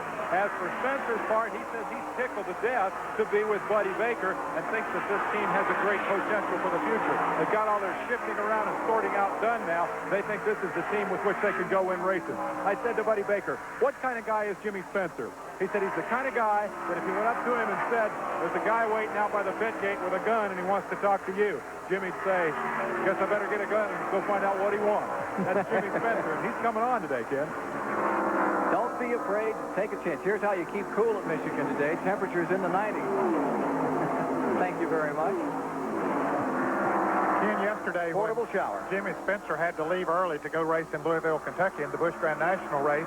Buddy Baker took that car number 88 out on the racetrack, and boy, did he turn some heads. First time, I guess, this year that he's been in a car. You know, he retired to mid-season last year after he had a problem, and but he did a good job. He told me, I was down there when he pulled in, he says, oh, Lord, this felt so good, and he was smiling like I hadn't seen him smile in weeks, months. Right now, Rusty Wallace is pulling out. He's got a 5 1/4 second lead over Davey Ellis in the widest interval of the day. You just saw Jimmy Spencer there, the 88 driver. Don't be afraid to take a chance. That's what Bugsy Stevens, old Carl Berkman, Bugsy Stevens, the old modified champion, told him. Just go for it. And that's what he's doing.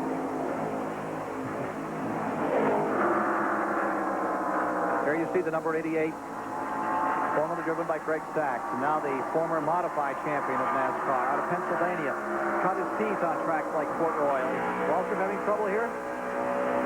He's right there, but around him comes Bodine. Yeah, Brett Bodine has passed him since we saw him just a few laps ago, but he's hanging in there. I don't know if that car is working as good. Here's Schrader down on the inside of him. tried to make a pass, but Walter tried that on Rick Wilson for so long and was not able to use the inside to make a pass. It'll be interesting to see if Schrader can. Brett Bodine pulling up a spot. Look at Petty getting in here again. Richards having a great day. He's in 9th spot. He's up here in the lead lap. 127 of 200 laps complete. And look at Schrader dive to the inside. That car working so well down there. But you can see it slides up a little bit. Once it gets down there, he just can't make the pass. Petty giving him some room. There's Brett Bodine having an excellent run. Going 7th. See Waltrip going high. Here's Schrader coming down on the inside. But he loses more RPMs when he goes down on the inside than those that stay up higher. They keep their RPMs up a little bit more, and you can see what happens then when they come off the turn and pulls away. Waltrip in that 8th position giving us those pictures. In 9th is Richard Petty. And you're back in there again. Up front, Bill Elliott has moved by Davey Allison for second place. He's 6.5 seconds behind leader Rusty Wallace. Here's Wallace in first, and there you see that lengthy interval. Back to the second place man. Now Davey Allison. Now Bill Elliott. They swapped it back and forth. It is Elliott in second. Davey Allison in the 3rd spot. Mark Martin in 4th. And Harry Gant right there in 5th, where he has been for some time. In fact, he just moved up to 4th. Here's Mike Joy. Ken, the tire war in NASCAR is over. Hoosier is gone, and Goodyear's the sole supplier, but we're back behind Mark Martin's pit. Look at all the tires, 44 of them, counting the tires on the race car. There are separate compounds for the left side and the right side, different rubber compounds, so that's 22 of each. And they're each marked with their circumference, 89.5, 88 3/8, 89.5, and that's why they need 11 sets, so that on pit stops they can match up the right tire circumference left to right. That's the stagger we spoke of earlier. Get the right combination on the car. $175 a piece times 11 sets, still a lot of money. Make a pretty good dent in anybody's weekend recreation activity, one of those tire bills. Sure will. Yes, sir. Boy, look at the battle we got going on here as they're in heavy traffic. They're in there door handle to door handle. This is tight racing. Waltrip so smooth coming out of turn 2 into the back straightaway. Kyle Petty directly in front of him. Earnhardt down on the inside there in the number 3 car, the black machine.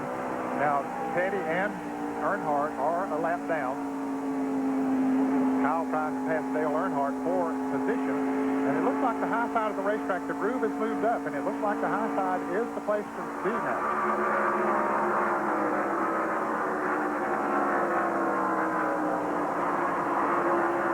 Rusty Wallace stays out in front. Here's a replay from the Waltrip car just a moment ago. Watch this. Okay, he's coming up on traffic, and it looks like he was almost out of control. Mike Joy.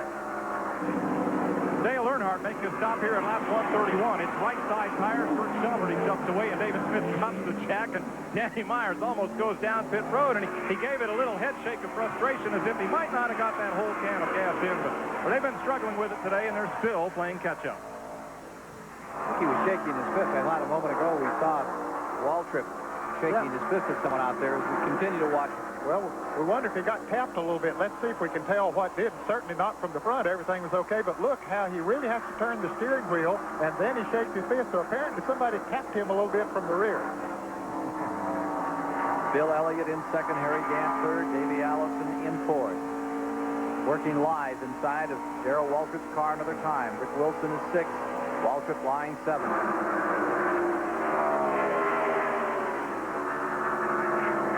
Putting a lap on Neil Bonnet. Rusty Wallace. 133 laps complete of 200 here at the Michigan International Speedway.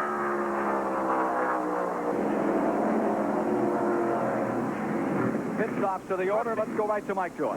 Rusty Wallace is on pit road. Davey Allison coming in right behind him. Wallace was the race leader when we went to caution as Waltrip flashes by. They're trying to get all the gas in along with those right side tires.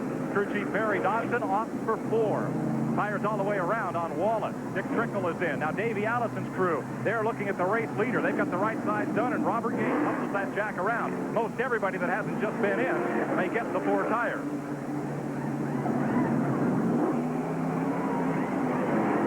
Talking to to his driver. They finish up on Davey Allison. A little bit lengthy stop here, and he solves it. They get him refired. Davey's away. Caution out for the third time today. Created by a blown engine, number 75. The Mock Rahili car going into turn 1. Watching from Darrell Waltrip's vantage point, what happened to Morgan Shepherd just moments ago. And that's Kyle Petty right in front of him. Kyle dips down to the inside. You can see Morgan Shepherd's car, and he immediately takes it out of the groove up to the high side of the racetrack. Very smart move, getting the car out of the way of the oncoming traffic. Somebody left a tire out here on pit road. That's a no-no.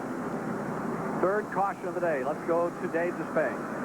Well, Morgan's misfortune was preceded by just a few laps by Alan Kulwicki's retirement to the garage area, and it's no consolation when you recognize what the problem is. It was familiar to you, wasn't it? Yeah, it's the same thing that happened to us last weekend in Pocono, and I don't really know what's causing it. You know, we're doing the same thing we've done the same way all year long, and they were new bolts and everything, and it sheared the flywheel bolts off the car again, and it's really too bad. The car was really running well. We had pitted, and the caution flag came out the next lap, and we had gotten a lap down, but I had just gotten by Davey Allison, was going to try to make a run at Rusty, and the Zurich Ford Thunderbird was running good, but unfortunately, it's not going to be there at the end of the race today.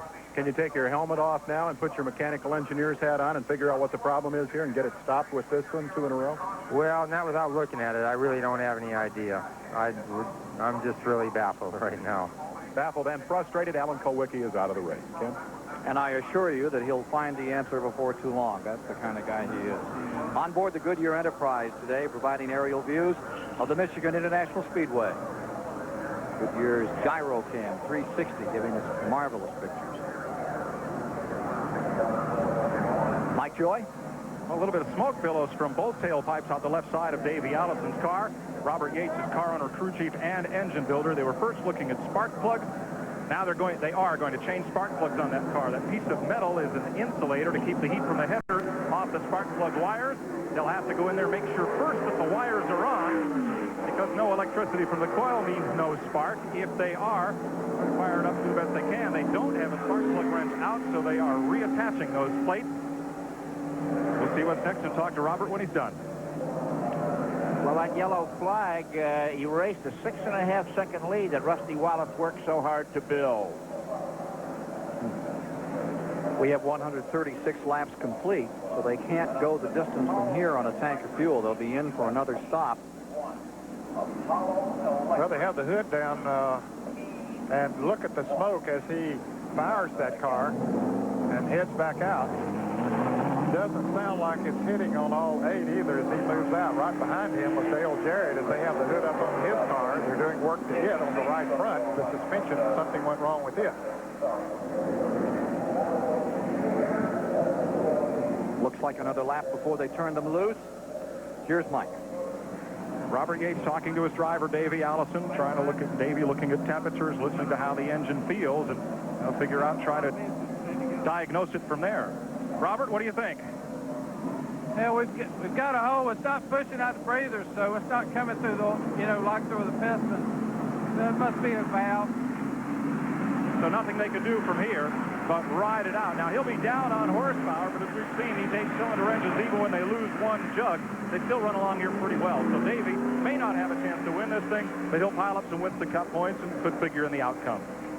And we're still just midway through the season. They move to Daytona Beach on July the 1st. As we watch them go by us this time, Wallace is first. They're getting green next time by. Harry Gant second.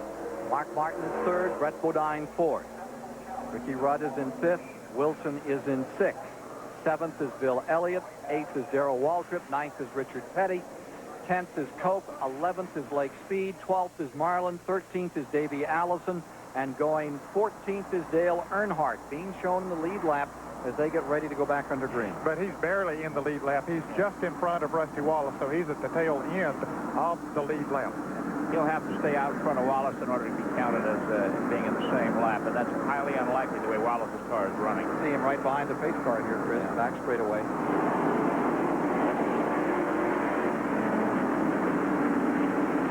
Yeah, Earnhardt is now 2 laps down. They're saying 2 laps down. He had made a green flag pit stop, remember, just not long before this caution came out. So he's not at the tail end of the lead lap. Sterling Marlin, we saw him get into the wall after the last restart, but he stayed out there, did not come in the pits. He slowed down for a little while, felt the car was okay, so he stayed out there. As a result, he's still in the lead lap. 137 laps complete. 138 when they come to the stripe this time, and they will go back to green. 200 laps of distance, and here is Wallace scooting out in front. Earnhardt on the inside. Bodine, many laps down, is also there in the bottom of your picture. Field rolls out beneath the starter stand into the first turn. Ken Schrader sneaking up the inside there and getting a few free passes on his way to try and getting a lap back. Well, at the moment, Wallace, as a year ago, is the class of the field. Here you see him pulling away from the rest of them in the back straightaway. Well, that car works so well in the turns, and you talk to every driver down there, and they say handling is one of the key factors here. Horsepower is very important, but you've got to be able to get through those turns and get off of the turns to be able to use that horsepower. Gant stays right there in second spot. Mark Martin in the number 6 car lies third. What's it like, Ned, when you're out there and some guy you respect is next to you on the left, but some guy you don't know anything about, and the newcomer's on your right? You're the sandwich. Certainly, you're a little bit more careful about that fellow that you don't know that much about, especially at the speeds they run here. Well, the field of only 40, they know most of these people pretty well. Mike Miller was new into this race, Venturini, but they'd seen him run. They knew him from super speedways. You got Jimmy Spencer and Quickfeller and guys like that that are not familiar. They know that they by reputation. There's the 88. That is Spencer down on the inside of Waltrip. Mr. Excitement. When he was a modified, he cut his teeth on dirt up there in the central Pennsylvania region. I said to him, I said, what do you like best? He said, I like it side by side. Here he is right there side by side with young Waltrip and with Darrell. See Mike Waltrip in the yellow and green, number 30 just in front. There's the 88 dipping back to the inside. Doesn't look like 170-some miles an hour, does it? Spencer is aggressive. He is a cut like Earnhardt. Second place car, Gant in trouble. Slowing down, number 33, Harry Gant. Winner at Darlington earlier this season. Coming out of it. Was having an awfully good run here today. Richard Petty way down on the inside, making it 3 abreast down the front straightaway. You can see him in the middle of the screen there. Darrell Waltrip on the outside. Can they make it? Reminds me of Formula One. It's so different.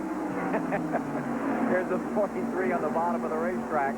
Yeah, we've had more lead changes halfway than they have in the whole season. Right. Here's Mike Joy. Harry Gant has coasted in, and they're struggling to get the hood pins loose and up on the stall Oldsmobile. Have a look inside, and they are too. Oh, and it's fired up now in flame as it backfires out through the tailpipe. So the car has either lost ignition time or cam timing to be doing that. They're going to close the hood slowly. Let's go to David Spain. We're in the Jack Roush team pit where Mark Martin is having a good run. He's third. He was in the middle of that mix with Harry Gant. This is a team that is long overdue to win. Jack Roush is a legend in road racing. He came stock car racing the beginning of last year. He said with a long, long list of mistakes that they had to get out of the way. The last one was leaving a lug nut loose at Sears Point, California, put the car on its top. But today they've got a shot at winning. Steve Meal is the team manager. Steve, how good a shot do you have at winning right now? I don't know. Rusty's awful stout, but our little Thunderbird goes real good on wore-out tires, so if this thing would stay green, we have a pretty good chance. But right now, Rusty Wallace is definitely the man. You're not racing for second spot, though. Nobody races for second place. You're not going to settle for it, are you? They don't settle for it in the boardrooms. We're not going to settle for it on the racetrack. We got a lot of big board here for all this crowd trying to get something done. If we don't win, we're real disappointed. Second's okay, but we're aiming to win one. Steve Meal is the team manager. Robin Pemberton, the crew chief. They grew up together in New York, and they say that Mark Martin has more input into this car than any inexperienced driver in the field. Let's go back up pit road to Mike Joy. Harry Gant is talking to Leo Jackson on the radio, see if he can get this thing fired back up. The water temperature is only 200 degrees. Can't tell the oil pressure because he hasn't got a crank. But they're going to give it one more shot here. Roll Harry back out to the pits, but he has not as yet tried to fire that engine, and the hood pins aren't in it, so I'll guess they're going to push him all the way back to the garage. Unfortunate day for the Jackson brothers again at car number 33. 4 wide. right of the turn there. This is some race we're seeing today. And here you are inside Darrell Waltrip's car as he continues to work on his own brother, Michael Waltrip. Running, I believe, a lap apart at the present time. Darrell showing in 8th position. Richard Petty is in 7th and number 43. Brett Bodine in 6th. Ricky Rudd showing up there in 5th. Rick Wilson is 4th. Bill Elliott is in 3rd. Mark Martin 2nd. Rusty Wallace setting a hot pace now. Has pulled out to a pretty good lead. Here comes Davey Allison very slowly another time across the start-finish line area and being lapped as they scoot down into turn number 1 by Wallace, the leader. Staying up on this one as they jam this pack of cars down into the first turn. Here's Waltrip coming to the inside now, trying to move around Brett Bodine. That's for 6th. Waltrip's car seems to be set up to run low on the track, whereas most others like it up higher. And look at Petty pushing that 43 ever forward. Marvelous one for Richard Petty, the 74 winner of this event. Waltrip trying to close in on Richard.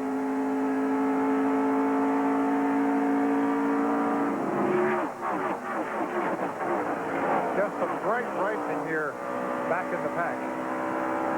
Richard Petty.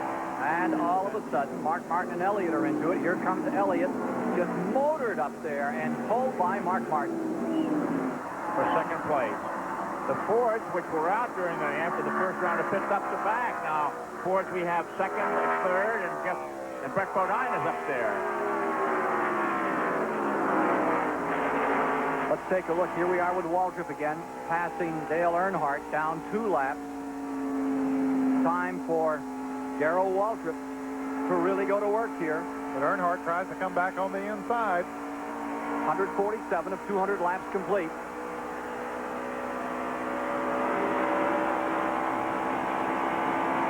Richard Petty in 6th. Waltrip is 7th.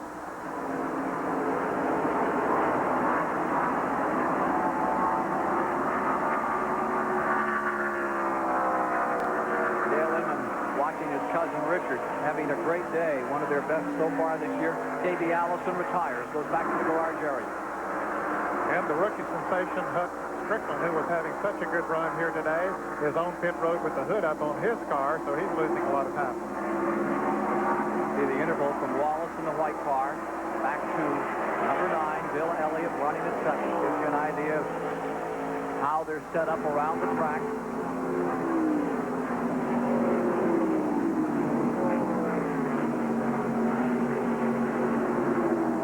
So it matters, Dan. Wallace first, Elliott second, Martin third. 148 laps complete. 3/4 of the distance complete with Rusty Wallace trying to make it back-to-back wins at Michigan International Speedway with Chris Economaki and Ned Jarrett topside. Mike Joy, Dave Despain in the pits. I'm Ken Squire, and CBS bringing you flag-to-flag coverage today of the 21st running of this $615,000 event. The interval, a pretty lengthy one between Wallace and Elliott by the standards of Winston Cup racing. Here is the number 9 car in 2nd. Bodine is several laps down. There is your leader, Rusty Wallace, Pontiac, and there's the 2nd place Ford, followed by Mark Martin 3rd, Rick Wilson 4th, Rudd 5th, Richard Petty in 6th.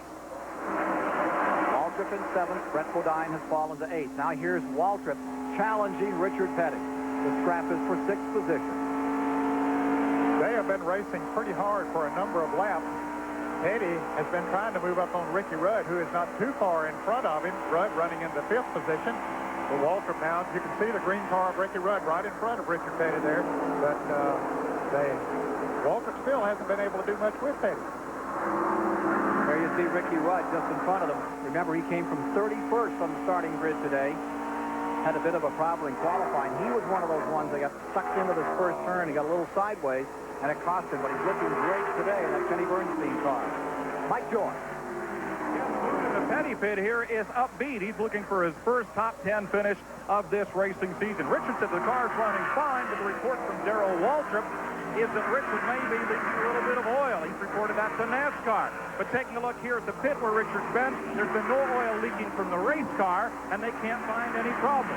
Richard's in 6th, running for 5th, And if that number comes up on the board, what I want to see is those fans go up on the air when 43 pops on the board. Let's go to Dave Despain.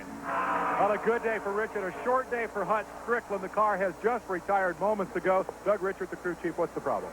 Well, it seemed like the clutch started slipping on us, and it got worse and worse, and it just got where the thing would not pull at all.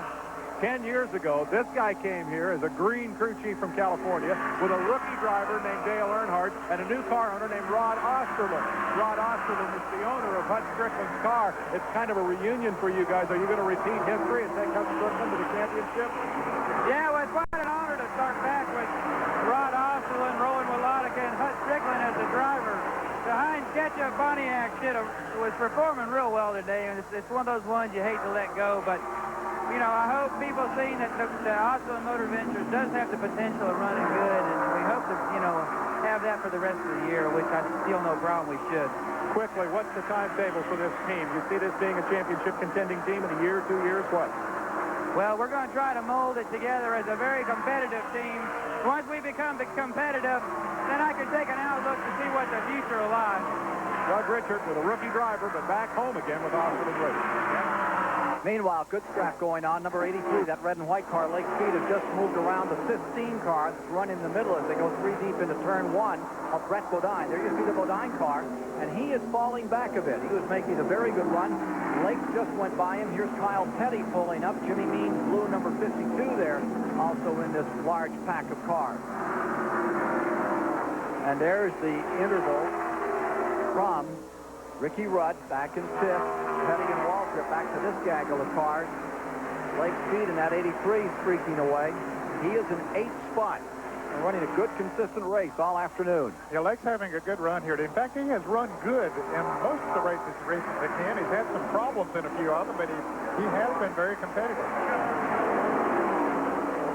Looks like the largest crowd at Michigan International Speedway in history out for this 21st annual 400-mile Winston Cup contest. They move on next.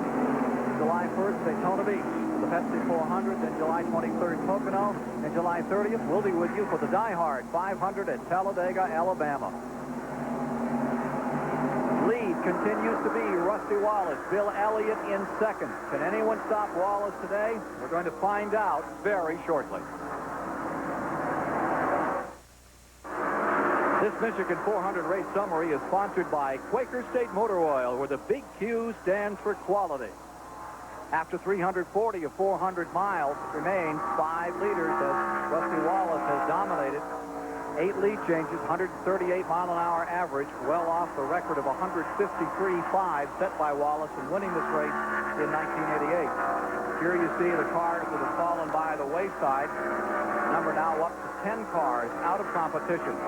Moments ago, third place runner Mark Martin on pit road. This was moments ago. He came in. They changed all 4 tires on that car. Apparently, they don't know which one is giving trouble, so they had to do both sides. It cost him 31 7/100ths of a second to do that work, and he lost another lap, unfortunately. Mike Joy.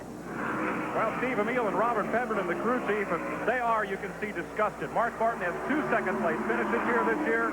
They've had 2 almost, and man, another tough day when it looks like you had one in sight. Cut tire.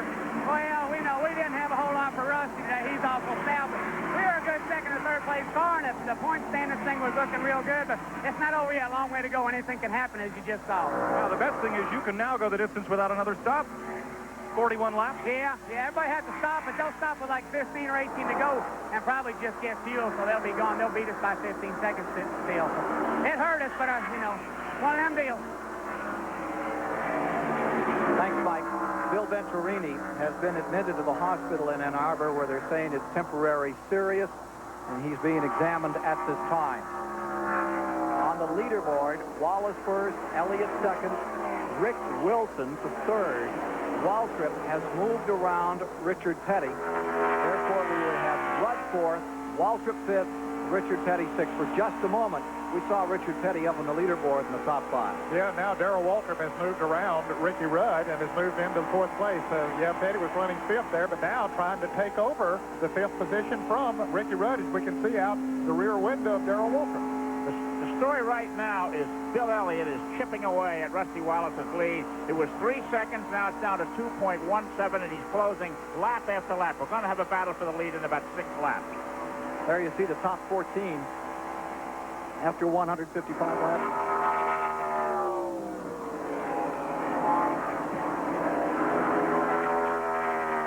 First to second right there. That's the interval.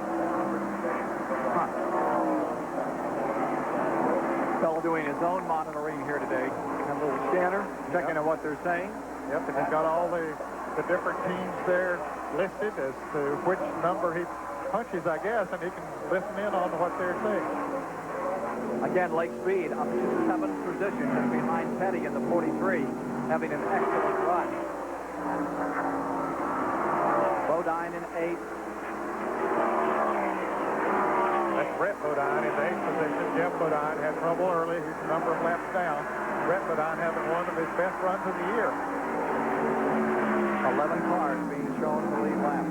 And they're showing Sterling Marlin up in that 10th position in that lead lap. Remember, he had a little fracas up here in turn number 4. Put it up toward the wall, bent it a little, but kept right on going. Yeah, he's moved up to 9th now. He's moved around Derek Cope, who is still in the top 10, still in the lead lap. Well, they must have given Rusty Wallace the word that Elliott was closing, because it was 2.17 seconds 2 laps ago. Then it opened up to 2.25, and now 2.38 seconds the interval between first and second as they cross the line this time. It would be interesting to know what the call is to Rusty Wallace and that Raymond Beetle crew, Barry Doxson and company down there. They may have told him to put the spurs in it. He doesn't have to be reminded too often, though. But I would imagine they have told him not to run this car overly hard if he doesn't need to out here today. This is such a difficult track. It looks so easy, this V-shaped thing, but it is so tricky.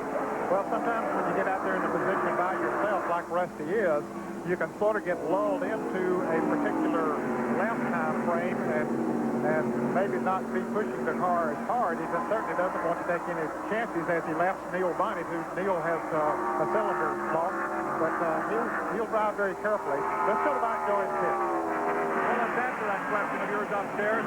Harold Elliott, with Bill Elliott coming on, did you give Rusty a speed-up signal?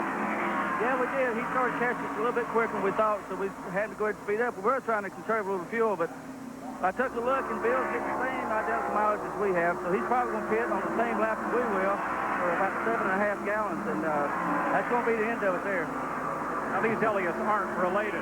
Will you be coming in any earlier than if you'd let him ride a bit and wait for maybe a caution? Probably would. Maybe a lap just to be on the safe side, but since he's coming on as quick as he is, we're going to have to stretch it about 1 lap farther than we need to, so we won't have to stay on pit road as long. We'll look for the stop at lap 183 or 184 here in the Wallace pit. Dave Despain?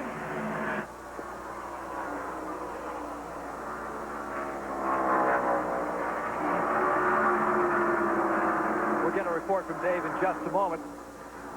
We're watching as this man, Rusty Wallace, continues to try to work on a bit of a cushion over Bill Elliott in the number 9 Ford. Elliott is trying to secure his best finishing position of 1989. He's at a third, looking for a second or better here today, and there you see him, ready to put another lap on Eddie Bierschwale. Rick Wilson lies third, and looking a little further back, there's the scramble continuing. There you see Ricky Rudd in that 26 car, who is in fifth. Waltrip has moved up into fourth. You see Mark Martin lying a lap down, and number 6 getting a lap back from that pair right now. Yeah, but he has to pass the leader before he's really officially back in the lead lap, so he's got a long way to go to catch Rusty Wallace. And here comes Petty to the inside on Ricky Rudd. Fight for fifth. Petty noses out in front of the Pontiac. Back comes the 26 on the outside, the Buick there, and they're side by side for fifth. Crowd loving this. Oh, they do. Look at them. Stand up and cheer Richard Petty on. Got it. Great collection of fans. You know, Richard Petty has more fans in stock car racing, and A.J. Foyt has them in IndyCar racing. It's interesting about these guys, how they've won the hearts of racegoers all over the country. Petty to the inside, 200 wins. It's been a long time. Looking for 201. Back to the inside, and Ricky Rudd won't let go. Smoke pouring out of 43. Fire coming Engine from. goes away on Petty's car. He's trying to control. He loses it. It's spinning toward the infield. Coming back up. Beautiful piece of driving. Beautiful. Great save. Yeah. And, of course, the caution will be coming out. But what a great day for Richard Petty for so long, and then to have to end this way. Not many drivers who make that save. Now, this is going to give everybody an opportunity to make that final fuel stop and then run them wide open to the finish of the Michigan 400. Richard Petty coming on the pit road, bringing out the caution. Masterly job of driving there with the flames coming out, oil on the tires and so forth. That's that third turn, which is so difficult to get into that long straightaway and easing in there, and you can see him fighting that wheel and just not overdriving.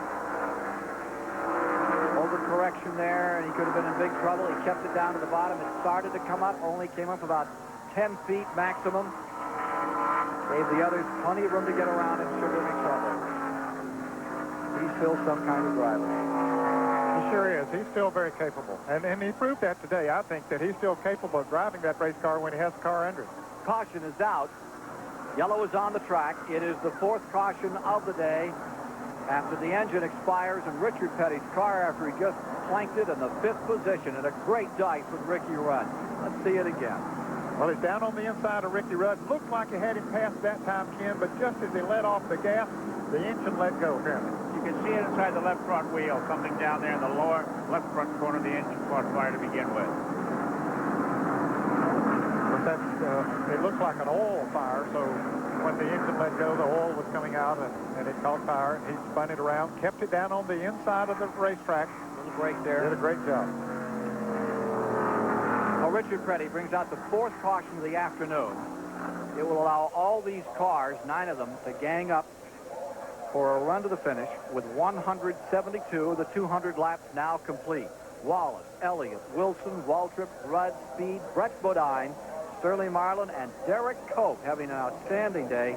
I'll have a shot at it now as we get down to the finish of this 21st annual Michigan 400. Pits are open. We have one car left on the track. Here's Mike Joy. Here's the race leader, Rusty Wallace, and defending champion of the Michigan 400, right side tires.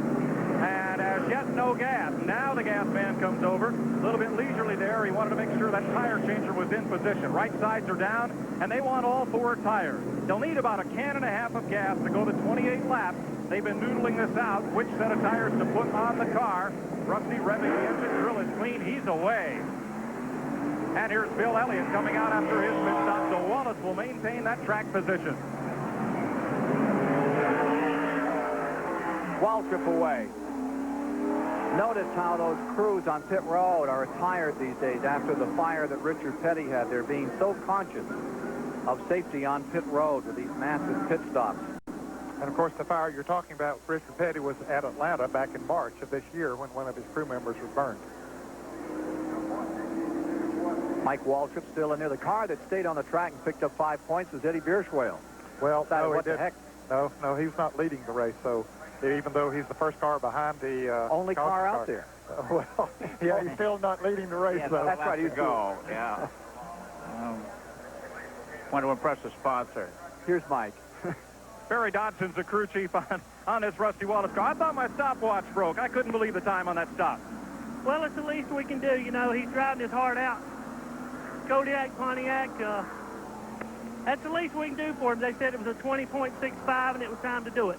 There is a lot of pressure on you guys when you're first in the pit to be first out of the pit. It certainly is. You can race 100 miles nowadays, the level of competition we got, not pass anybody. If we can pass 5 or 6 on pit road, we need to do it. Great job. I don't mind. You're out of breath. Let's go up pit road to Dave Mustaine. Pitted his car. Bill Elliott has come in for service and 4 tires. First of all, you were catching him before the pit stop. Were you the stronger car? No, I don't think so. I think we were doing good to hold our own, but we felt like with 4 new tires that we had a good chance to catch him and entice him, and we're kind of hoping we'd have a good stop to get him out in front, but just didn't make it. Didn't quite win the drag race out onto the racetrack. Question now is, can you drive around him on the racetrack? That's it. That's not an answer. Yes or no? I don't know. We're just going to have to wait and see. It'll be 9 and 27, shooting it out here in Michigan. With 14 wins, if he pulls it off today, would be Wallace. In his effort for Bill Elliott today, if he can do it, it would be win number 30. And Pontiac up in front.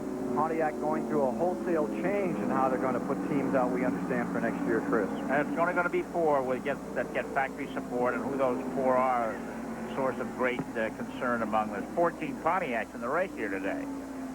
Backstretch, lining up, getting set for the restart. Get green this time by Wallace, Elliott, Waltrip, 1, 2, 3. And here comes Waltrip again, Ned. It'll be 25 exciting laps. Now we'll know if Waltrip has been holding anything back. He's that kind of a driver. He just sits there and rides, stays up in the lead lap, keeps himself in the top 10, then eventually moves up to the top 5, and, well, we'll see. Well, if he does what he says he's going to do, he's going to start racing now. He's just been driving all day. Pontiac, Ford, Chevrolet, Oldsmobile, and Buick, top 5, Chris. Here's the 27.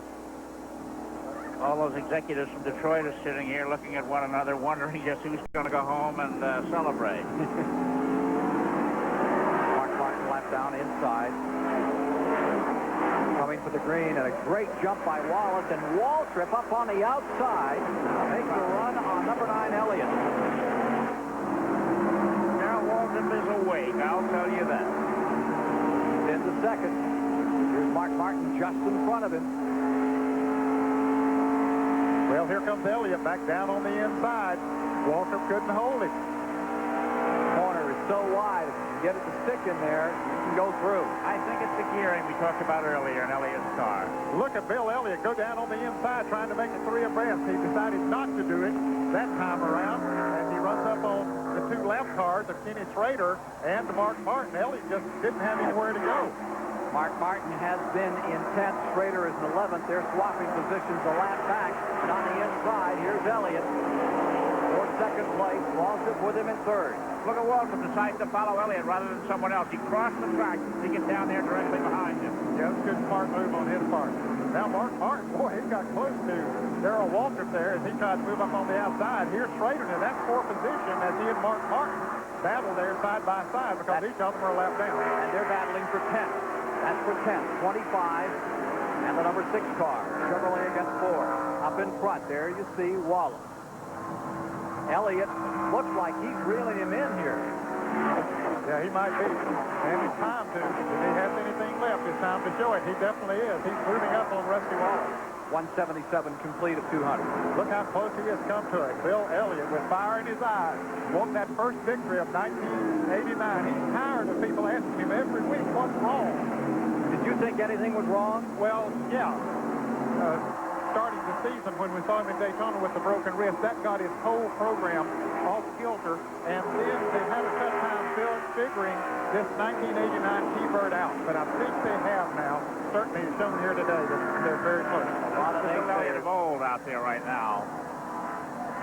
I just think he's a very smooth, very good driver, and it was just a matter of getting his team back together again, and we may see it happen right here today as he closes in. Now he goes, he did an inside-outside maneuver. Now Wallace going high. And maybe what Elliott wants. The racetrack. They're both throwing the dummy out here, taking the high side, taking the low side. Saturday night someplace in Rusty Wallace's style right now. Elliott closes in again. From you, David Spain. This looks very much like the Bill Elliott of old, Ken, but it's not the Bill Elliott I talked to this morning. I don't think I've ever seen the Winston Cup champion more demoralized. We'll get back to Dave in a moment. Having a little problem there. Here it is. Here's the pass. Maybe. Got it. Elliott down to the bottom. Here comes Wallace right back again. Middle of the corner. Pontiac gets his boot in it, does Wallace. He moves around the outside. They both smoke the tires a little. Yeah, I think Rusty just drove it in a little bit deeper into that turn than than did Bill Elliott and regained the lead. So Bill's going to have to set him up again. He knows now where he can make the pass. Okay, Ned, what's it going to be? A man winning this race or a car winning this race? Well, I don't know. This cars look very equal right now, and so I think it's going to be the driver. 180 complete, 10 to go, and here comes Elliott back on the inside. Well, he really beats him off of turn 4. That's an important place on the racetrack to be able to beat someone. Just 20 laps to go, and Elliott has taken the lead now. Looks like he might be able to hold it through 1 and 2 this time.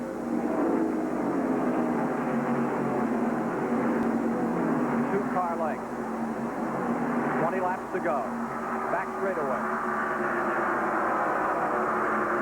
Hey, 4 car lengths. Yeah, pulling away. Is Rusty going to even be able to hang on to the draft? Elliott has turned it loose. Wallace coming back a bit here as he has before in the middle of the turn.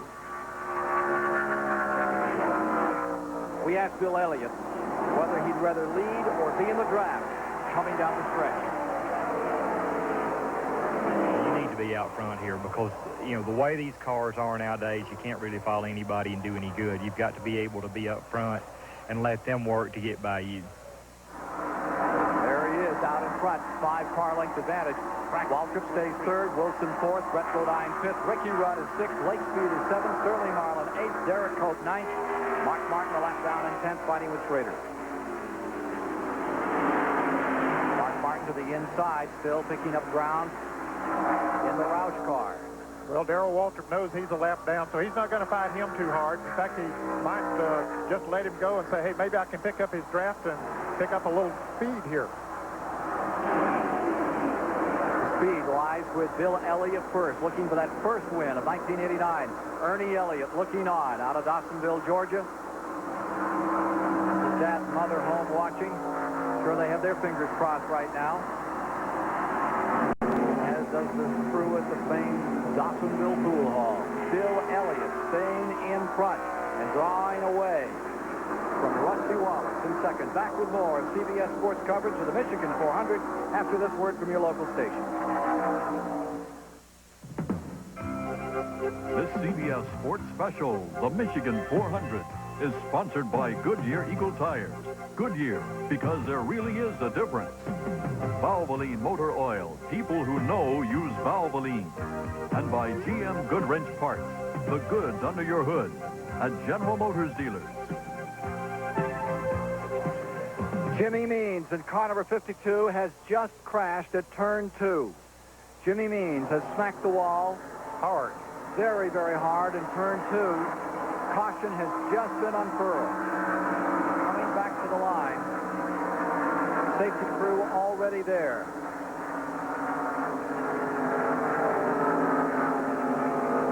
Former Alabama fellow, now living in North Carolina. One of the best liked of the, what they call independents. Coming back to the line. Yellow is out. And as they come to the stripe, Bill Elliott first, Wallace second, Waltrip third, Cross 186 down. Now will they pit? We'll see the next time around with about 14 laps to go. Let's take a look at it. Jimmy Means had already spun into the wall, and you can see he hit the wall with the front end of the car, which tore it off, so it wasn't a head-on type of a lick. Swept it off. Well, this means another restart. Chance for somebody to out-accelerate someone else when the green flag comes down. Yeah, I'm sure that Bill Elliott didn't want to see this caution. He doesn't have the right gearing for the quick start. Well, the pit crews are ready, whether they're decoys crew is or out not. there. Yeah, whether they're decoys or not. Of course, fresh tires will run faster normally than tires that are heated up. And plus the fact that they've run through perhaps some debris on the racetrack from that wreck. Don't want to take a chance as far as cutting a tire down, and so we'll just see. Can they take a chance in that and wait until another lap goes by before they stop to make sure there's no debris there? Does that put them too far back in the lineup? Well, if that leader comes in, you can rest assured that most of the others in the lead lap will come in. 187 complete as they come by this time of 200. Elliott first, Wallace second, Waltrip third, Wilson fourth, Rudd fifth, Bodine sixth, Speed 7th, Sterling Marlin 8th, Derek Cope 9th in the lead lap. Mark Martin 1 lap down in 10th. Let's see. Waltrip stays on. Waltrip stays on the track, as does Rudd. Mike Joy. Rusty Wallace making his stop. They're going out. It's definitely a 2-tire change. On the right side, they're looking at the left. Yes, the lug nuts are coming off. Meanwhile, up at Bill Elliott's pit, the right sides are also changed on Elliott's car, and they're going around. Dan Elliott yanking off a left side tire, getting set to change those as well. Back at the gas tank, Mike Grant on the Elliott car is done. They drop the jack. He's away. Wallace is still working. Still working. They're finishing up the left side lug nut, and everybody else in the lead lap is gone. Bad stop for Rusty Wallace. Unusual for that team to have a bad stop. They had such a terrific pit stop on the last one, but a little bit slower this time. That's going to cost him. And the Elliots had a great pit stop. Sure did. The 25 car back out, Schrader. Then the 83, that's Lake Speed. Of course, he's still in the lead lap, Lake Speed, so Rusty Wallace will have to dispose of him before he'd have a shot of getting up there. Mike, can you update us? Well, Barry Dodson, I'd love to come and talk to you when it's a great stop, but you know I got to come back. What happened there on the left side? I missed the peg. I was concerned about him not getting stopped on the right. I just missed the peg on the left. I knew it was close, but I didn't have time to let it down and go back up. Okay, now Barry's a jack man, and that peg hangs down from the frame, and that's where he puts the jack to be able to lift the car up in the air, and when you miss it, well, then you got to go back for it, and those guys are already trying to yank the wheels off it. So a costly stop for Rusty Wallace. We'll see if he can make some of that up. It'd be interesting if we could find out what Jeff Hammond has to say about Darrell Waltrip's strategy in not coming in. Well, I'll tell you, it might not be bad strategy. Well, how many laps we got here? About 12 or 13 laps to go. And 2 or 3 cleanup laps? Yep. And so his car is running good, but not as good as those two that were up in front of him. And he said, hey, they got to pass me before they can win this thing. So I don't know. I think it's pretty smart strategy. Waiting for a report on Jimmy Means' car picked up, being brought in after this incident in turn 2. They're giving them 1 lap to go, Ken. Brought out the 5th caution of the day. Happened at lap 187. So the field bunches up. We get set for a start.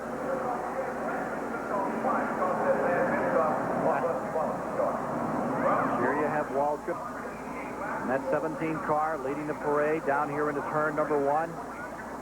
As they say, it ain't over till it's over. Think he can hold on to it? Doesn't look like he's had the power. I think Elliott can catch him. Report in on Bill Venturini is that he's in stable condition. That's all we have to report at this time on Venturini. Well, it's certainly good to hear that he was conscious. Waiting for an update on Jimmy Means. They were very quick getting him out of there, so I presume that he's okay after he smacked the wall. Yeah, the front end looked bad on that car, but after we saw the replay, it just sort of scraped around and didn't hit the wall head on. So swept it off. Yeah, so it wasn't a real hard lick, it looked like. Well, they bunch him up and get ready for this shootout. The Michigan 400 from overhead. Goodyear Blimp Enterprise giving us these shots. Pompano Beach, Florida, that we've been enjoying today. Controls, Captain Dick Ashby. Sunrise, Florida. Second right now is Ricky Rudd. Third, they're posting Shirley Morris. Here's the picture as we get set for the go. Waltrip there in the 17. Ricky Rudd, what a scramble he's put on today, stays second. Sterling Marlin, the guy that you said at the top was the man who was third.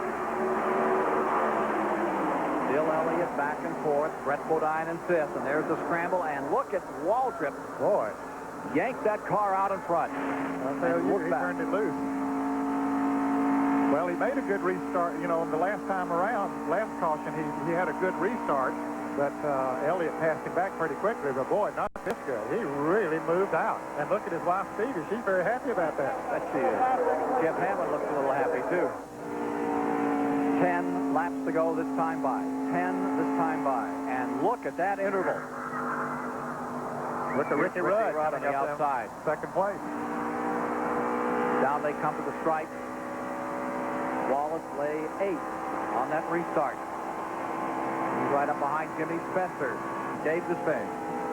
For all the optimism of which we spoke in Bill Elliott terms earlier in this race, when I talked to Bill Elliott this morning, he was a disconsolate champion.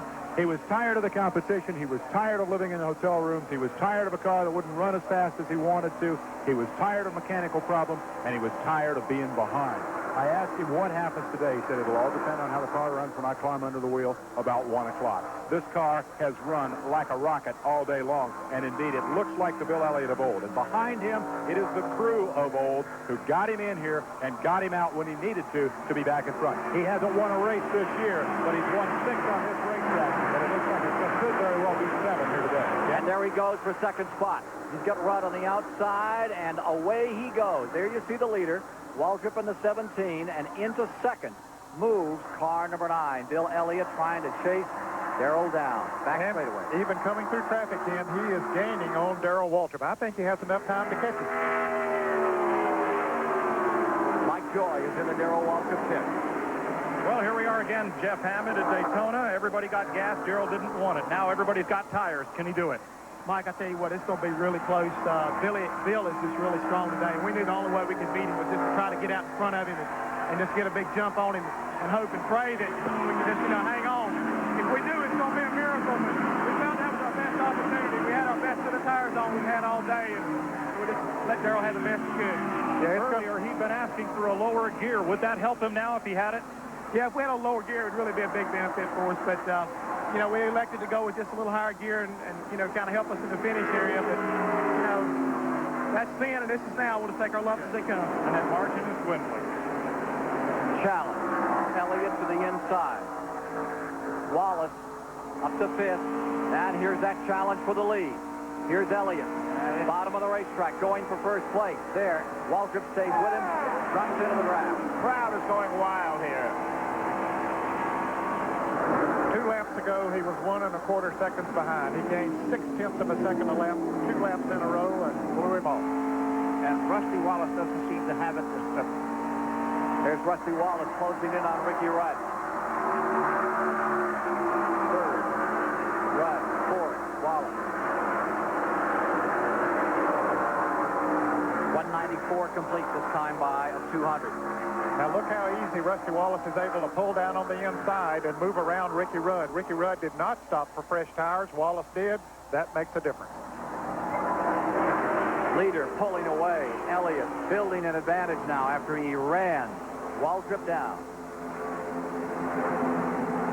5 to go. 5 laps remaining.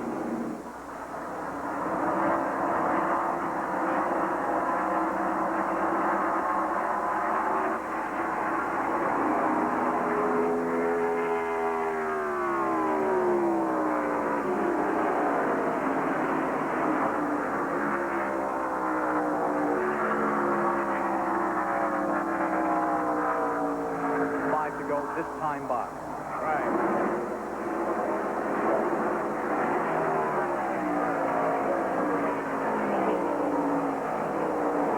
Waltrip 2nd, Wallace 3rd, Rudd 4th, Bodine 5th. Waltrip just doesn't have any more to give. Nope. He gave it his best shot. I think his strategy was right. As Jeff Hammond said, they had on the best set of tires that they had all day long, and so why change them? But it just wasn't enough for Bill Elliott.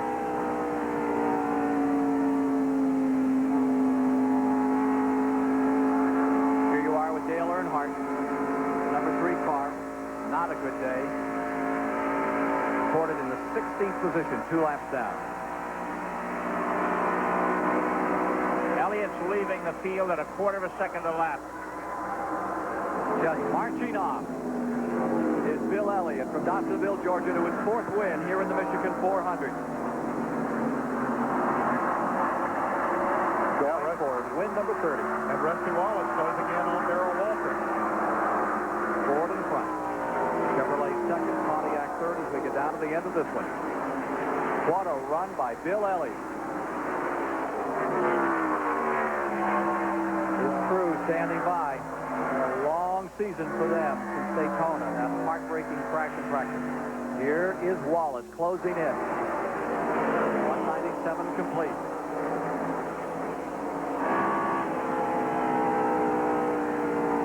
Darrell Waltrip having to fend off Rusty Wallace. Plenty of room in these big corners. You're in the corners so long on this racetrack.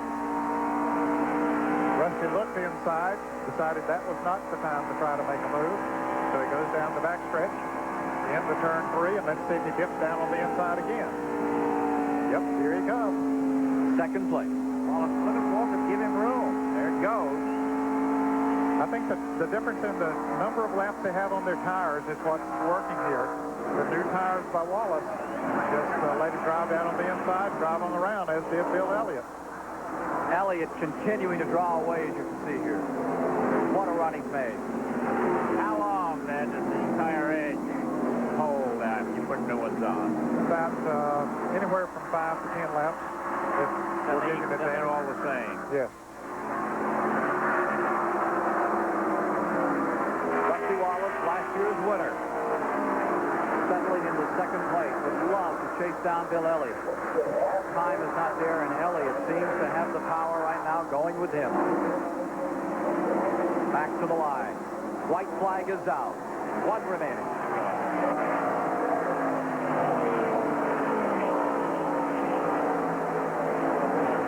There you see Rusty Wallace still trying to close. Running out of track, running out of time. Just think if Bill Elliott had qualified just a tad faster, the winner's check would be increased by $91,200. Right, he started outside of the front row. About 500 for the second.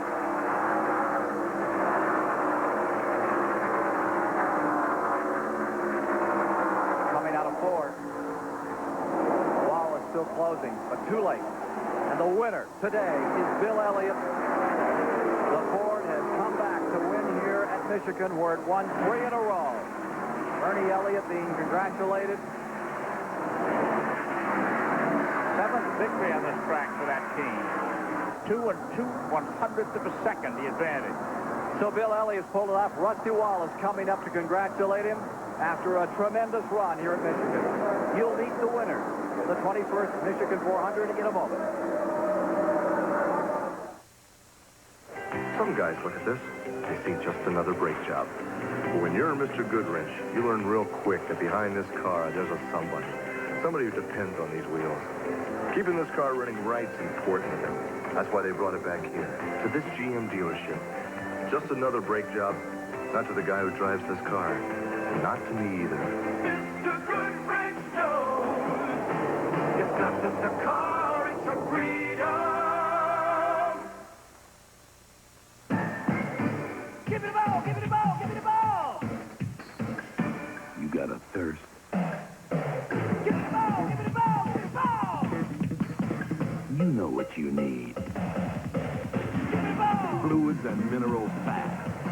Give me the ball. Energy for hard-working muscles. Nothing's better. Give me some of that Gatorade. Who uses Valvoline motor oil? People like leading race car driver Al Unser Jr.